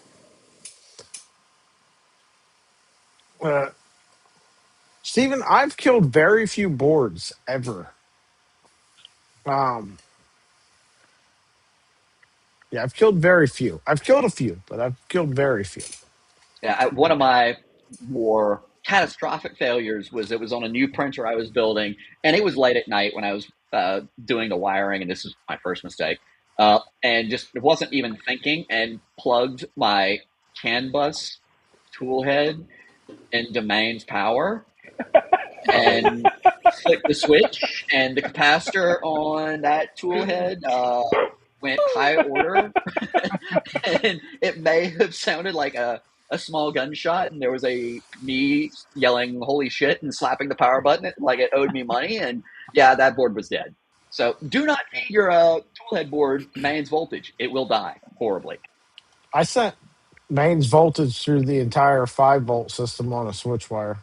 The Pi, LEDs, yeah. The SKR Mini survived with the exception of anything that ran on 5 volts. So basically the RGB port. Yeah. The Raspberry Pi did not survive mains voltage. Yeah. Not all the LEDs dead. Tool head board dead. So if anyone has seen some of my videos, the background in my shop, 90% of the boards that I have in my background are dead. So one of the more amusing failures I ever saw, and it was not like a tool head board or anything. In one of my builds originally, I had acrylic panels on it, and I had put one of my steel sheets on top of it. And I had LED strips in the top of the chamber. So it was also winter out, so it was pretty dry. So I went and pulled the steel sheet, slid it off the acrylic, and it generated enough static charge that somehow jumped through the frame to my LED strips and caused them to short, arc, and catch on fire in the printer just by pulling that steel sheet off the top of it. Yeah. I shorted a board today. and it survived. An O2S board, I shorted it out, and it survived. Hit firmware restart and came right back. I had a Sidewinder X1 that I tried to do speed benchies with. That 300 by 300 bed is heavy. So I managed to run it hard enough so that the SKR no, it's a Gen L, MKS Gen L in that. It caught fire. The back EMF. Yeah, don't try to do sub 10-minute benchies on a bed slinger with a 300 bed on a stock board. It doesn't work. Or any other artillery printer for that matter. So if you go on the Voron Discord, there is a GIF, and I can't remember the command to invoke it, but it basically shows a 2.4 with the gantry up high, and it's commanded to drop the gantry down really quickly. And it does so at such a fast rate that the back EMF for all four of those motors going simultaneously, you can actually see it blow a capacitor on that board under the printer with that move. I wish I could remember the. That's a fun one. We have had that a lot on the Rook stuff. When we first started with the belted Z, because the original Rook doesn't have any type of gearing. It's just an EMA 17 and a belt and an idler. That's it. There was a lot of people that said that was going to happen, and no, you need a lot of weight and you need 4 motors to do that. But then LDO made the 0.9 motor for us that just stops on its own. We don't need the gearing anymore. Yep.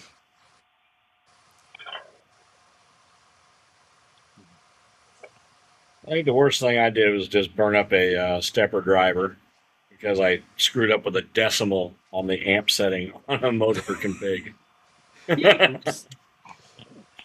Yeah, I've melted 1 or 2 Clockwork 2s and their pancake motors when it was like, hey, this is rated for 1 amp. I'm going to feed it 0.8 amps on the extruder motor. And it's like, wait, why is my Clockwork 2 all melty? Oh, that's why. I almost blew up a Leviathan board. I put the positive and negative on the 48 volts backward. Ooh. Yeah, surprisingly, the Leviathan was designed for that, and no smoke at all. Yeah, JMP's a really clever dude. I did that on the Mellow mini pad thing twice. Did it survive? No, I killed 2. I killed 1. I got angry, threw it in the bin, ordered another one, waited 2 weeks for another one to arrive. And then without fixing the flipped wiring on the printer, I just plugged the new one straight in. So the new one survived a whole 5 seconds without the box on it. So I'm on number 3 now. Lucky number 3. That caused that whole project to just stop. I just didn't want to do it anymore. I'm like, okay, nope. Too many mistakes. Gurman, I have killed a 5 volt on the fan for a octopus. Not the man. I didn't pull anything off, but I've killed such that none of the 5 volts on any of the fans will work at all. I don't know what exactly I did, but I blew that. I've blown all the fan ports, all the 12 volt fan ports on a Monster 8 just by ripping a fan off while the board was on. Really? Weird. Yeah. I also have an SKR Mini that has Tourette's because it'll work and then suddenly it just goes and then keeps going. I have one of those too. Yeah. I keep it just because there's 4 steppers. Only one of them does that, so I've X'd it out on the back so I can use the other 3. So if I need something with 3 steppers, I have the board. I know it's wrong. I know it doesn't work, my SKR.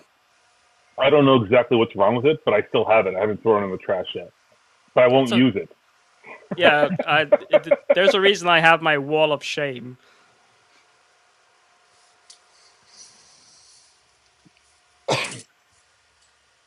Yeah, some Fisetsi boards are prone to spontaneous, unplanned self-destruction.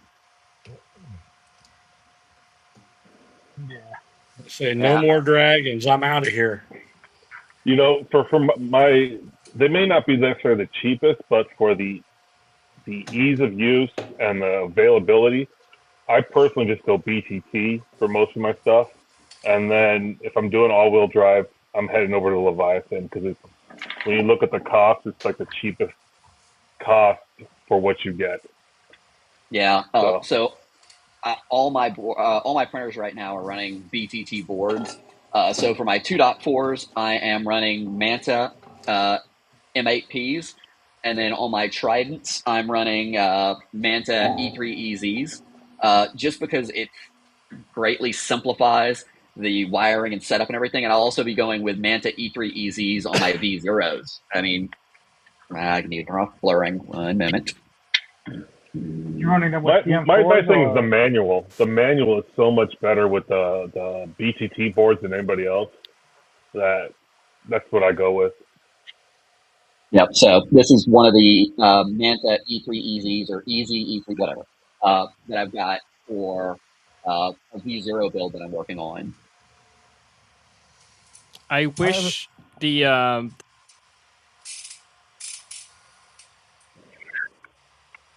We lost your audio, Canrod.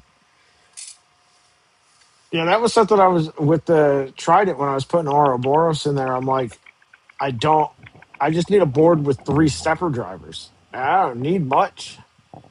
Yeah, so I mean, you could have used like an SKR Mini or something, or a SKR Pico in there. Yeah, well, I hate the Pico boards, but yeah, I was looking at like a SKR 1.4 turbo or something like that, but then I'm like, all right, well, also I have an Octopus, and that's a $0 cost to put the Octopus in. Yep. Am I back now or? Yeah, Yes. you're good. Yes. Yeah. So speaking of the Pico, I have one right here. But this is not for a printer. That's the cool part. I'm working on the laser that someone gave me that has turned into a whole project. So as it stands right now, the only stock part on that laser is the frame and the laser itself. Everything else is gone. But that has me doing something that I've never done, which is looking into the Gerbil stuff, all that. Yeah, new. So that's why this is here, currently setting up Gerbil and then a Big Tech HDMI 7. You ever talk to our community member, John Doe? That guy is pretty good at that stuff. He's a good resource on that. The Gerbil and just CNC and that type of stuff. Yeah. Reth, so you mentioned over here lack of end stops on the Leviathan. The entire side is GPIO ports on that. So if you use the extension board, you get a couple more. But I don't like their GPIO on the end. I don't like connecting into that. I had an issue with that. I like the 3-pin PH or whatever it is connectors. Yeah, and I think they're XH, but yeah. Yeah, whatever. It's nice and easy to use. So if I'm doing all-wheel drive, I'm probably going to be throwing a Leviathan in it with the daughter board. Yeah. If I don't, I probably already have the drivers, the TMC drivers. So I'm going to do an Octopus Pro most likely that I have, because you got a whole host of end stops, which, you know, you got LEDs you can put into it or the lights, and you know, I usually run out of end stop ports before I run out of anything else. Some people run out of thermistors, you know, but that's kind of my go-to coming up. But the Octopus is a real good board. I like the Leviathan because it is a space-saving thing, right? Because the Pi goes right on it. I like the full-size Pi over the compute module. The compute module, because you're not getting any extra USB ports, which is another thing I run out of. So the Leviathan's nice, and I have my specific uses for it. And then if not that, then it's the Octopus. I keep things simple because they're both good boards. It's just if I'm going to run 48 volts, I'm also going to go to the Leviathan because I don't have 5160s or whatever the 48 volt TSMC driver is. And if you buy 4 of those and you buy the board, you've already overspent over the cost of Leviathan. Yeah, those 5160s are not cheap. Yeah, they're like on Amazon. They're like $40 a pop. Yeah, you can get them down to about half that if you're willing to wait on the shipping. But they're not cheap. Well, you've got different versions of 5160. So you've got like the T Pros that are a standalone board with the bigger capacitors and everything. So you can actually drive the higher amperage to your steppers. Or you got the 5160 that, just go on the board like a, classic 2209 does. Yeah, so I'm looking at West 3D right now. If I was going to go Leviathan plus the expansion daughter board, let's just round it off to $150. I think it's $10 cheaper than the Octopus Pro with 5160s because I don't count the 2209s because everyone probably has like a bucket of them in their house somewhere. Yeah, and then just as another data point, if you were looking at doing maybe a Kraken as opposed to a Leviathan, the Kraken right now on Amazon is $130. So you could do all-wheel drive on a V2 with a Kraken and just be all 48 volt for all motion and just big capacitors for the all-wheel drive system and small capacitors for Z. And then, I'm not going to try and the price Kraken ties all motors to the same voltage, right? Yeah. Correct. Right. So that's another reason why I didn't do it. I wanted the differential voltage in my on the Z versus the XY. Yeah, you get to the point where you need a really large 48 volt power supply. Yeah. One moment. Speaking of. Oh, LDO. Hey, Jose, can you talk about that now? Yeah. Jason said it's good to go public with it. Yeah. So LDO is coming out with a 48 volt power supply, 300 watts. That's the same size as their current 24 and 5 volts. And you can, no, not that thing, man. I'm replacing that thing. That thing is heavy as hell. Yes. So this right here is an eBay surplus Flex Power X7 power supply. It has a 48 volt at 8.5 amps, 2 5 amp 24 volt supplies, a 10 amp 5 volt supply, and an 8 amp 12 volt supply. All in yes. That thing is heavy as hell, man. You need like get someone to help you lift your printer after that. My concern with this thing. Yeah, this right here. This is much lighter. Much lighter. Is it does really well for the amperage on 48 volts, right? 8.5 amps is plenty for 48 volts, even with all-wheel drive, as long as you're not going stupid, right? Yep. But the 5 amp 24 volt rails, that's only what 5 times 24, that's 120 watts each. That will run whatever you need it to run. It'll run your 4s. It won't run 5 hot ends. It won't run what? It won't run 5 hot ends. Will not run 5 hot ends. Well, what I will say though is you can bond the two 24 volt supplies together. You just need a bus bar for the positive, and it's a jumper you install on each one of the 24 volt supplies, and then it will basically bridge them to make it a single 10 amp 24 volt supply. So I actually thought about that, and I looked into it some. The manufacturer of this particular power supply recommends against it because the power supplies are not exactly matched to each other. And if the voltage is off by a little bit, you're going to be pulling everything from one. So they said not to bridge the two obviously you bond the negative.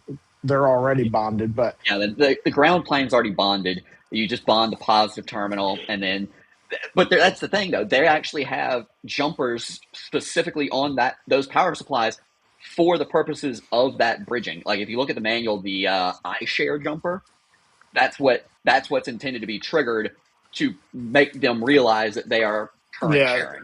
the connectors below. Yep. But Yeah. we don't.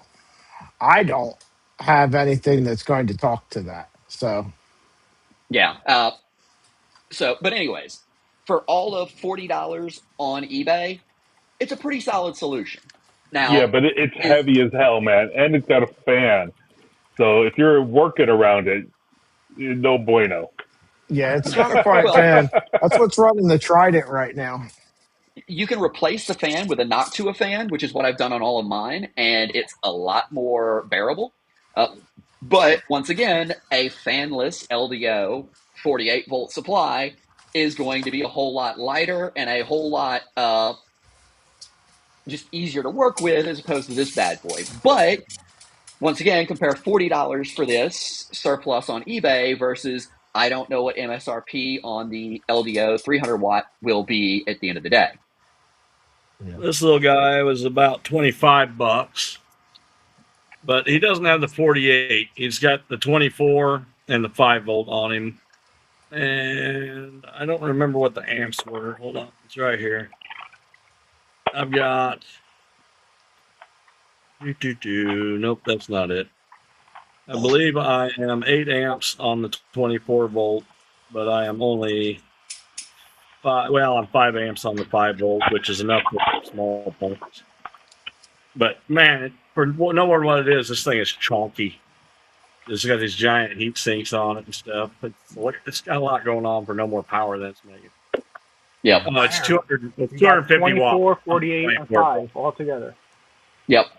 I mean, once again, the LDO power supplies are very compelling options, and last I looked, they are cheaper than like the other solid high current fanless design, which are the Meanwell UHPs. So like the UHP 350, those are great, but those are also gonna like hurt your wallet. My I put one of Meanwell the UHP right here.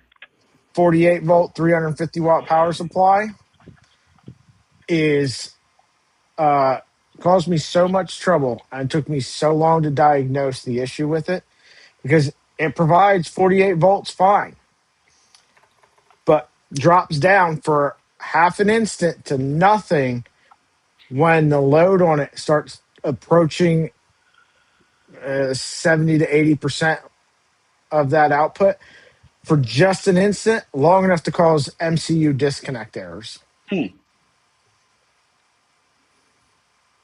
Interesting. What? Well, going forward for me, I will be purchasing the LDO 48 volt because I've been using it and it no problems and minimum space, minimum weight, and it just works over that big old chunker that takes up half my electronics bay. Yeah, the other 48-volt supply I really like is the Meanwell IRM 90-48s. Those are really, really compact. Like basically cut the LDO supply in half down the top, and that's what the IRM 90 is size-wise. And those are not horribly priced either. How many watts or amps are they? 90 watt.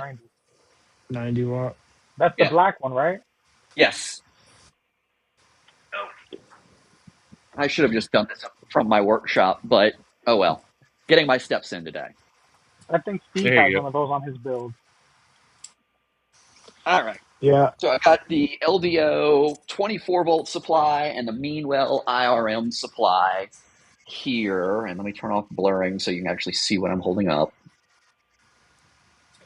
I think those are DIN mountable, right? Yes, there's a printable DIN mount.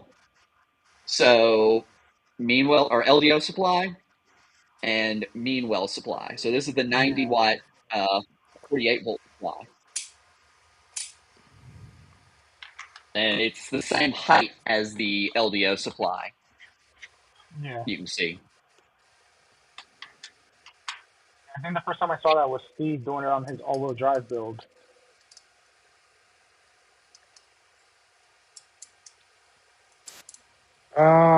That Undermaker, I doubt it.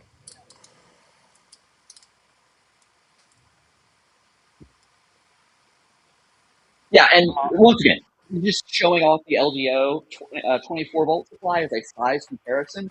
The 48 volt one, and Jose can correct me if I'm wrong, is going to be the same footprint as the 24 and 5 volt Not on the one. 48 volt, John Doe. Yeah, there's no 5 volt on 48.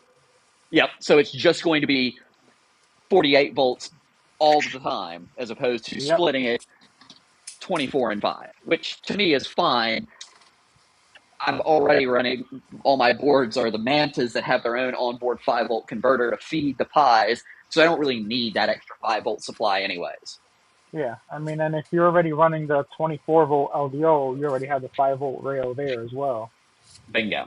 So you're just adding, if you had a 5 volt and 48 volt combination supply, you're basically redundant on 5 volt, and why spend the money for that 5 volt supply when you can do something else? Yep. Yeah. So yeah, I will probably buy one of the LDO 5 volt, or not 5, the LDO 48 volt supplies as well when those come out. But once again, it is a case of I do have a pretty big spare parts pile, but you know, having more compact, more easily wired solutions is a good thing. Yeah, I really like that 24 and 5 power supply. I bought a few of them. I have too. And then I just wish there was a few more watts on the 5 volt side, because technically, if you're running a Pi 5, it wants like 27 watts to begin with, and you're only like 25 watts on that 5 volt side on the LDO. So you kind of don't want to use it with a Pi 5. By the time you throw any other 5 volt on there, now you're over. Your Pi is having issues. Did they fix the Pi 5 with a clipper? Yeah. Yes, it does. Yeah, the original issue with the Pi. Go ahead. I was going to say the original issue with the Pi 5 was Clipper was a little bit unhappy. What the big thing was because the Pi 5 didn't have the hardware decode module on it for video. Yeah. It didn't play nice with webcams, and there still isn't that hardware decode on there. So you get more computational hardware in terms of the Pi 5 versus the Pi 4.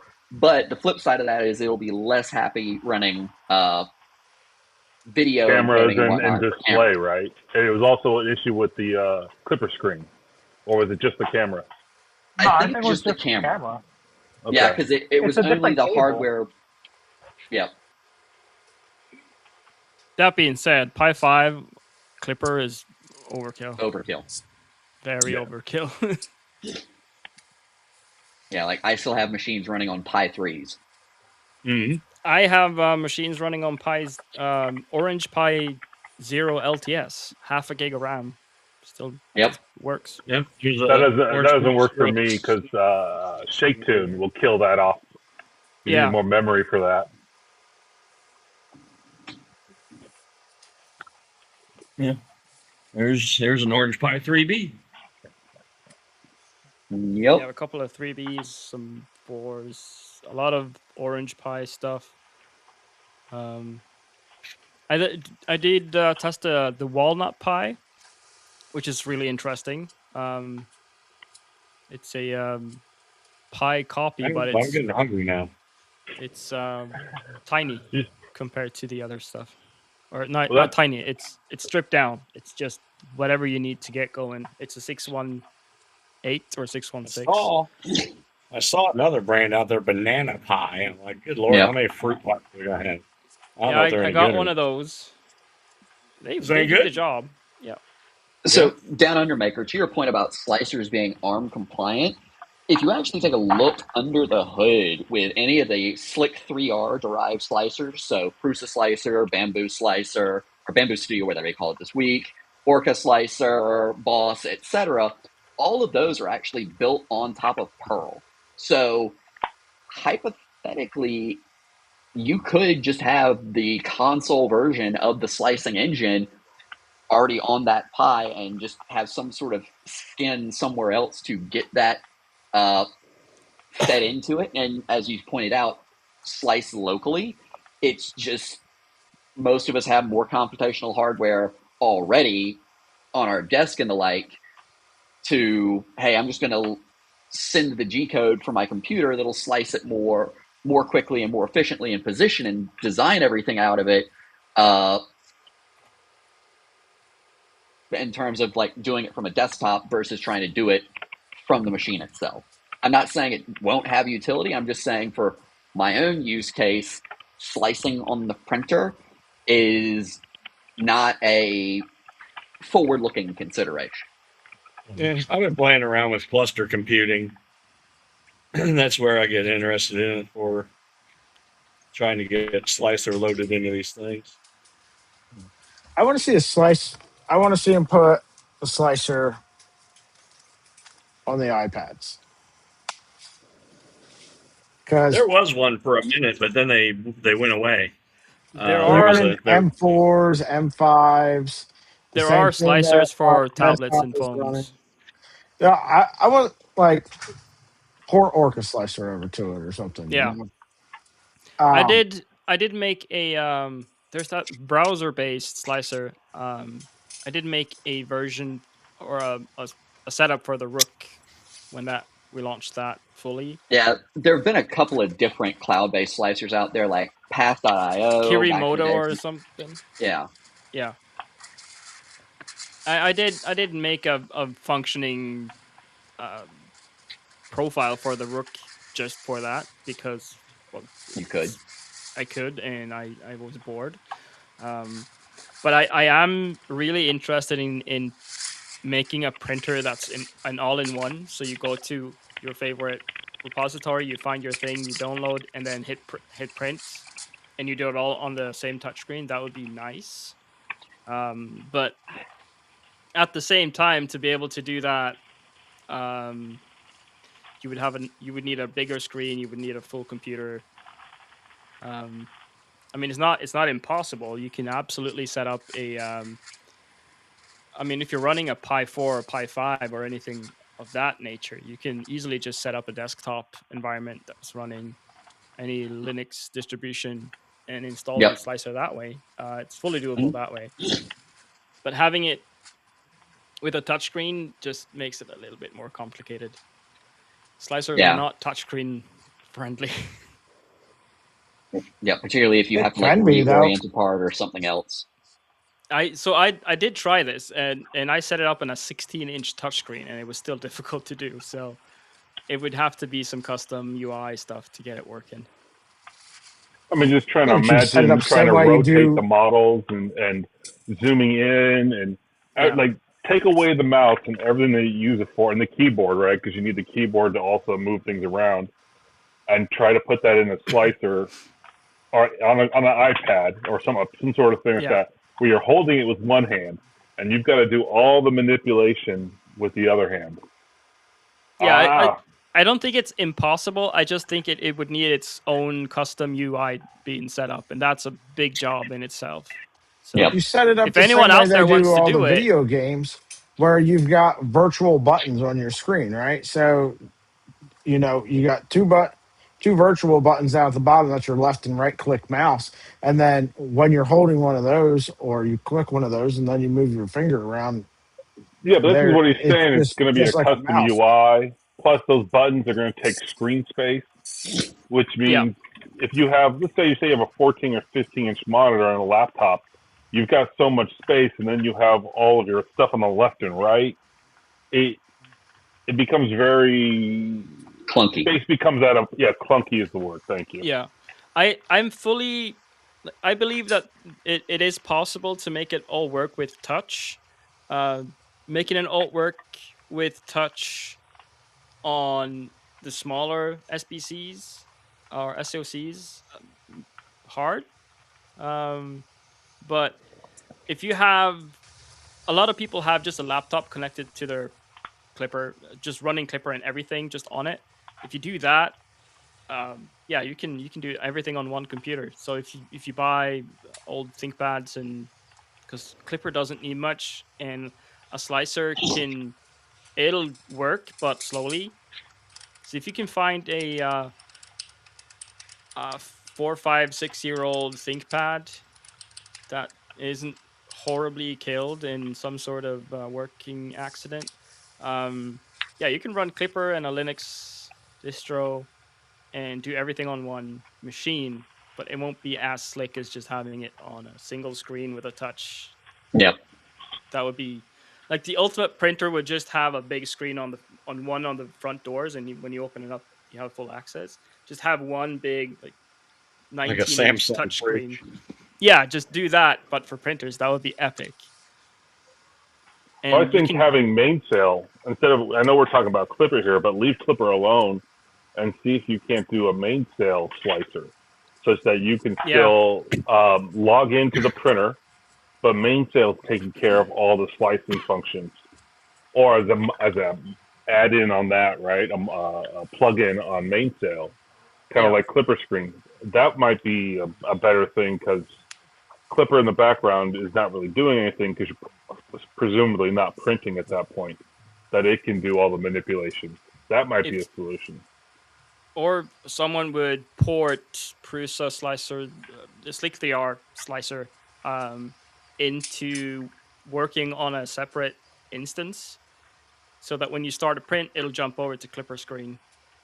And then you have a back button from Clipper screen to go back into that instance. You can definitely do that. I'm not the one to do it, but it is possible, yeah. But you would have to fully reskin the slicer to work, unless you want a really basic slicer where you only have presets and nothing, no customization. But that's not what we want to do, right? We want to be able to customize.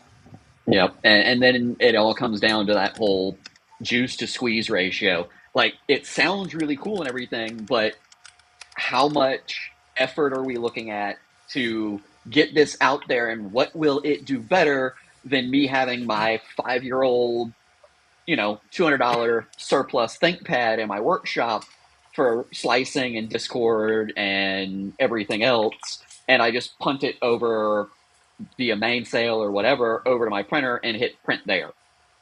Yep. So, I mean, I have a laptop specifically just so that I can slice wherever I want, and then I've set up tail scale, so I can set up any printer that I have, just print. I can be at a friend's party, and someone's going to ask me, hey, can you print this thing for me? Instead of having to remember it, because I won't remember it, because I'm, dumb. I can pull up my laptop, find the file, slice it however they want it, and a couple of my printers are set up to just print.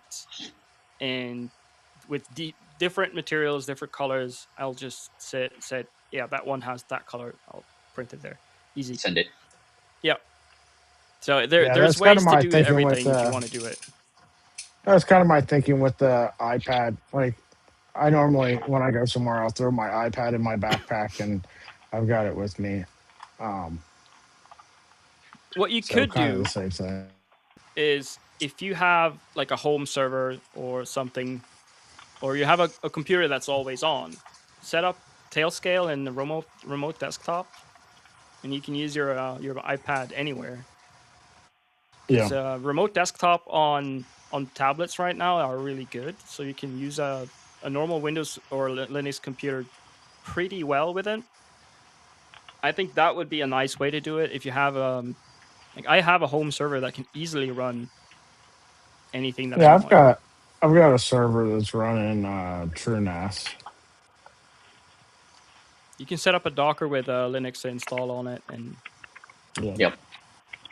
have everything. Yeah, down under. Yeah, that's a good idea. Have a slicer on a web server. Because if I can offload the slicing to my home server, easy. I think that would be nice. That basically put Prusa or Orca Slicer as a server-based like application that I And can then just have a log web into that front end, server. Yeah, yeah. Have everything there on the web, just in a and then Docker. right, have all the processing power on whatever computer at my house that can process it, and let that And you go. might go slice and CAD at the same time. Yeah. Onshape. Yeah, that's the On thing. Like, there's like Bamboo has their web-based slicer. I think Prusa has one. These Any companies cubic hazard. keep coming out with these web-based slicers where you can just download a file, slice it from your phone, and go.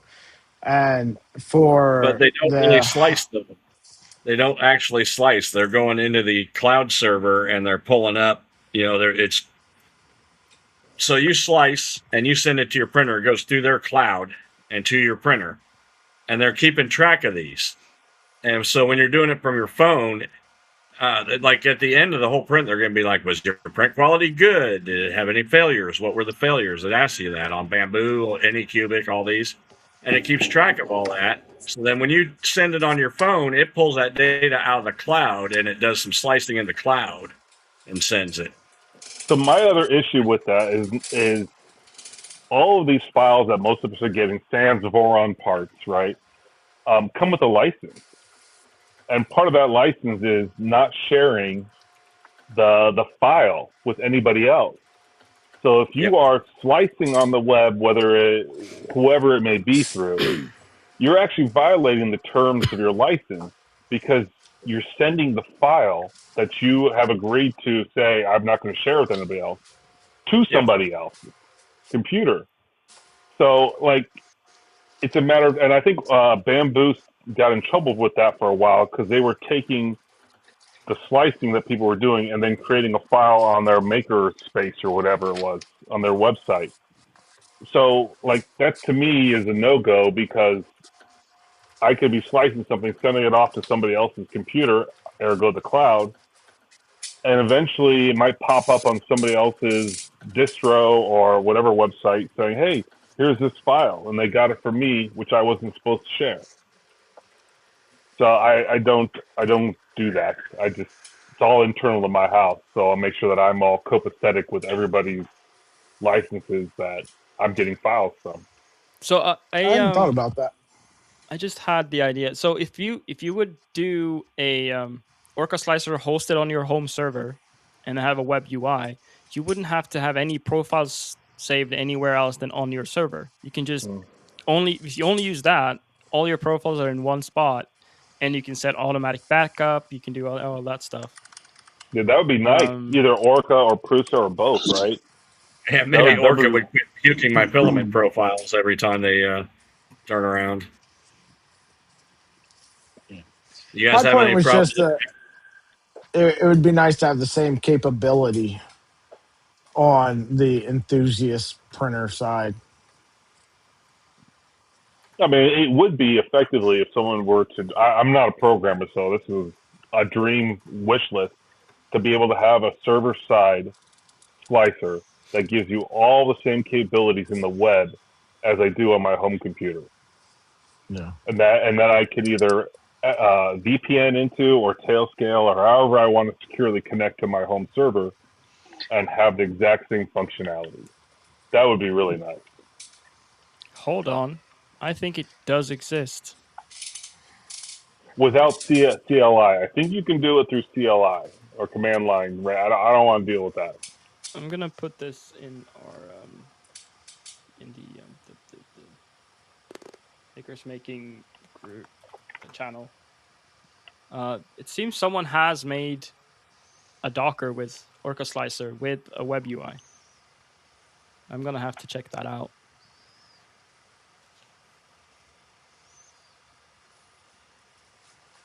Where did you put it?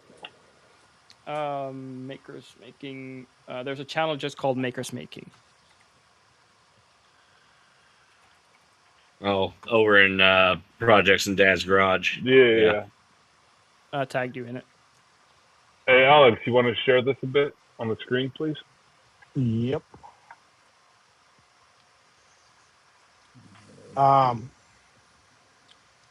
I'll post a link in chat here as well.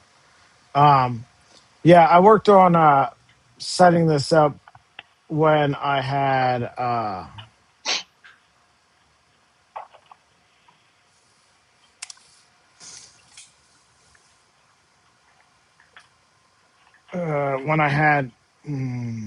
Proxmox. That's it. Set up, and I got about halfway through it. Somebody was helping me. I didn't know anything about any of how to set anything up. All right, I still don't. Shut off the cap. But let me add this. Da, da, da. So it's a Linux server Orca slicer.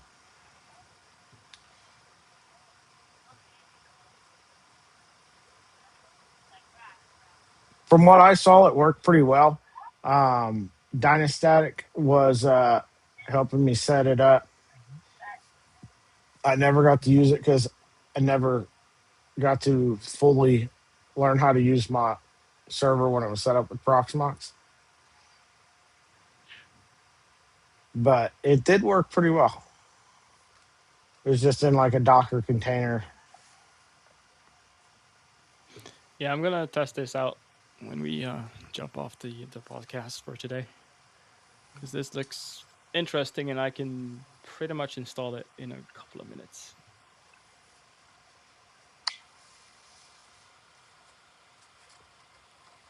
But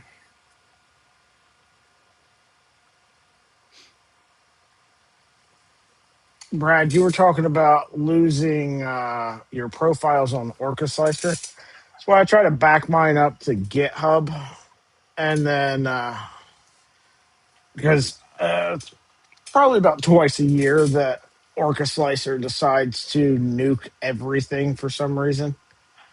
Well, after Or this last update, man, I'll get them all set back up. I've got them saved on a remote solid state drive, but I'll go into Slice and I'll go pull up my usual profile, and it's nowhere to be found. After I'd already set it up, saved it, used it a few times, come back in, now it's gone again. yeah. Also, if you set something, if you have multiple instances of Orca Slicer set up, and you make a change, and you close that window, you close that instance of Orca Slicer, and there's still another one open, it is going to default to whatever the settings are in the last instance of Orca Slicer you close. Okay. Also, Bamboo Studios, if you have their network plugin thing, which is nice because if you log into Orca Slicer from another computer frequently, your profile, what you did on this computer is just going to instantly show up on the other. It's nice. I understand if people don't want to use it. For But both. Oh, go ahead. I've had issues with Bamboo Studios or whatever making a change with something and it nuking everything in Orca Slicer. If you're going to, I think this is an issue with both Prusa and Bamboo, having multiple slicer windows open at the same time. If you are going to save that profile, you really need to close out all the other windows and then save it to make sure that you aren't going to be copying over or double copying. If you just have one window open or multiple windows open, you're just printing from it, making slight adjustments and saving that to the file and not the profile, you're fine. But when you actually want to do profile changes, just make sure you have one window open and everything else is closed, or else you'll start mess. I feel like it has something to do with when I bring in certain types of 3MF files. Like I'll bring in, so there are some 3MF files that doesn't matter. It automatically switches over to my printer and you move on with life. And there's other 3MF files, when you load them up, it sets everything up for whatever it was sliced for. And then you got to go in and change it all. And, well, you will, right? If you do a profile change between saves and then you open up the one, you will have to go in and select the profile that you fixed right? So Yeah. that it is what it is on that situation. Yeah. Yeah. If you pick import geometry only, then it's not going to Mm-hmm. switch the printer and stuff. I think now you don't get that option unless you already have a part imported.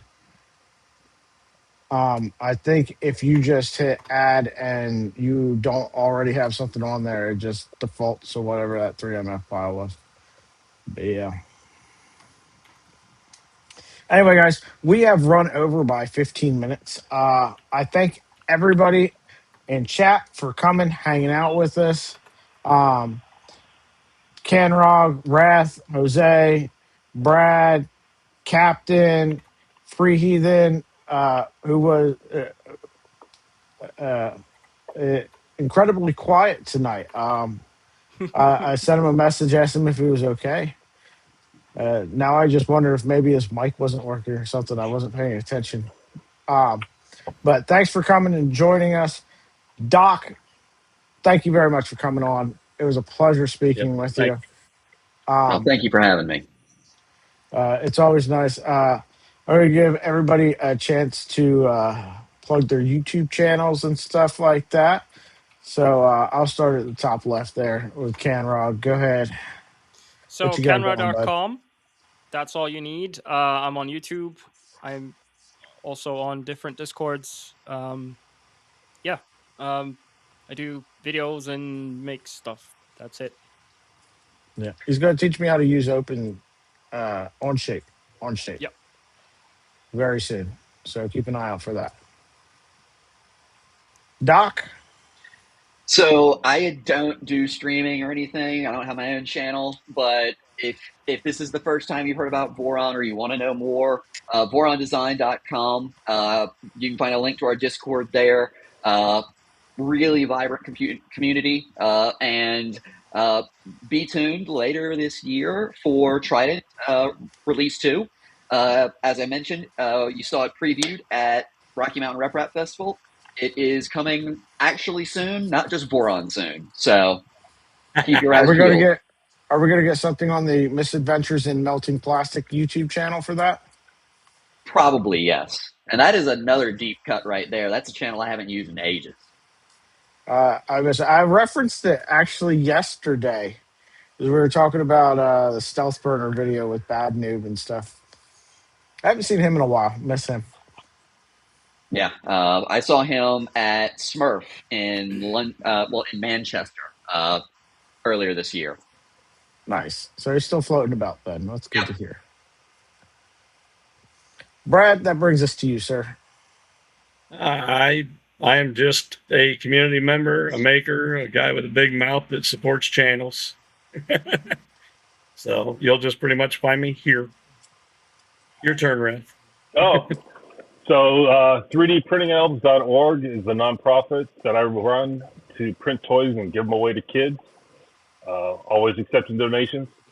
You can also find me, I think it's the original Ref on YouTube for a whole bunch of input shaping and other aspects of that.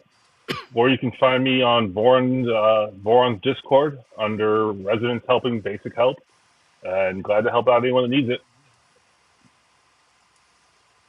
Over to you. I don't stream. I'm just here, and I'm on all the servers doing support for LDO. And of course, on Projects in Dad's Garage, despite what the T-shirt says. Shout out to my brother David. Anyway, you can find me here building printers, working on Stealth Changer.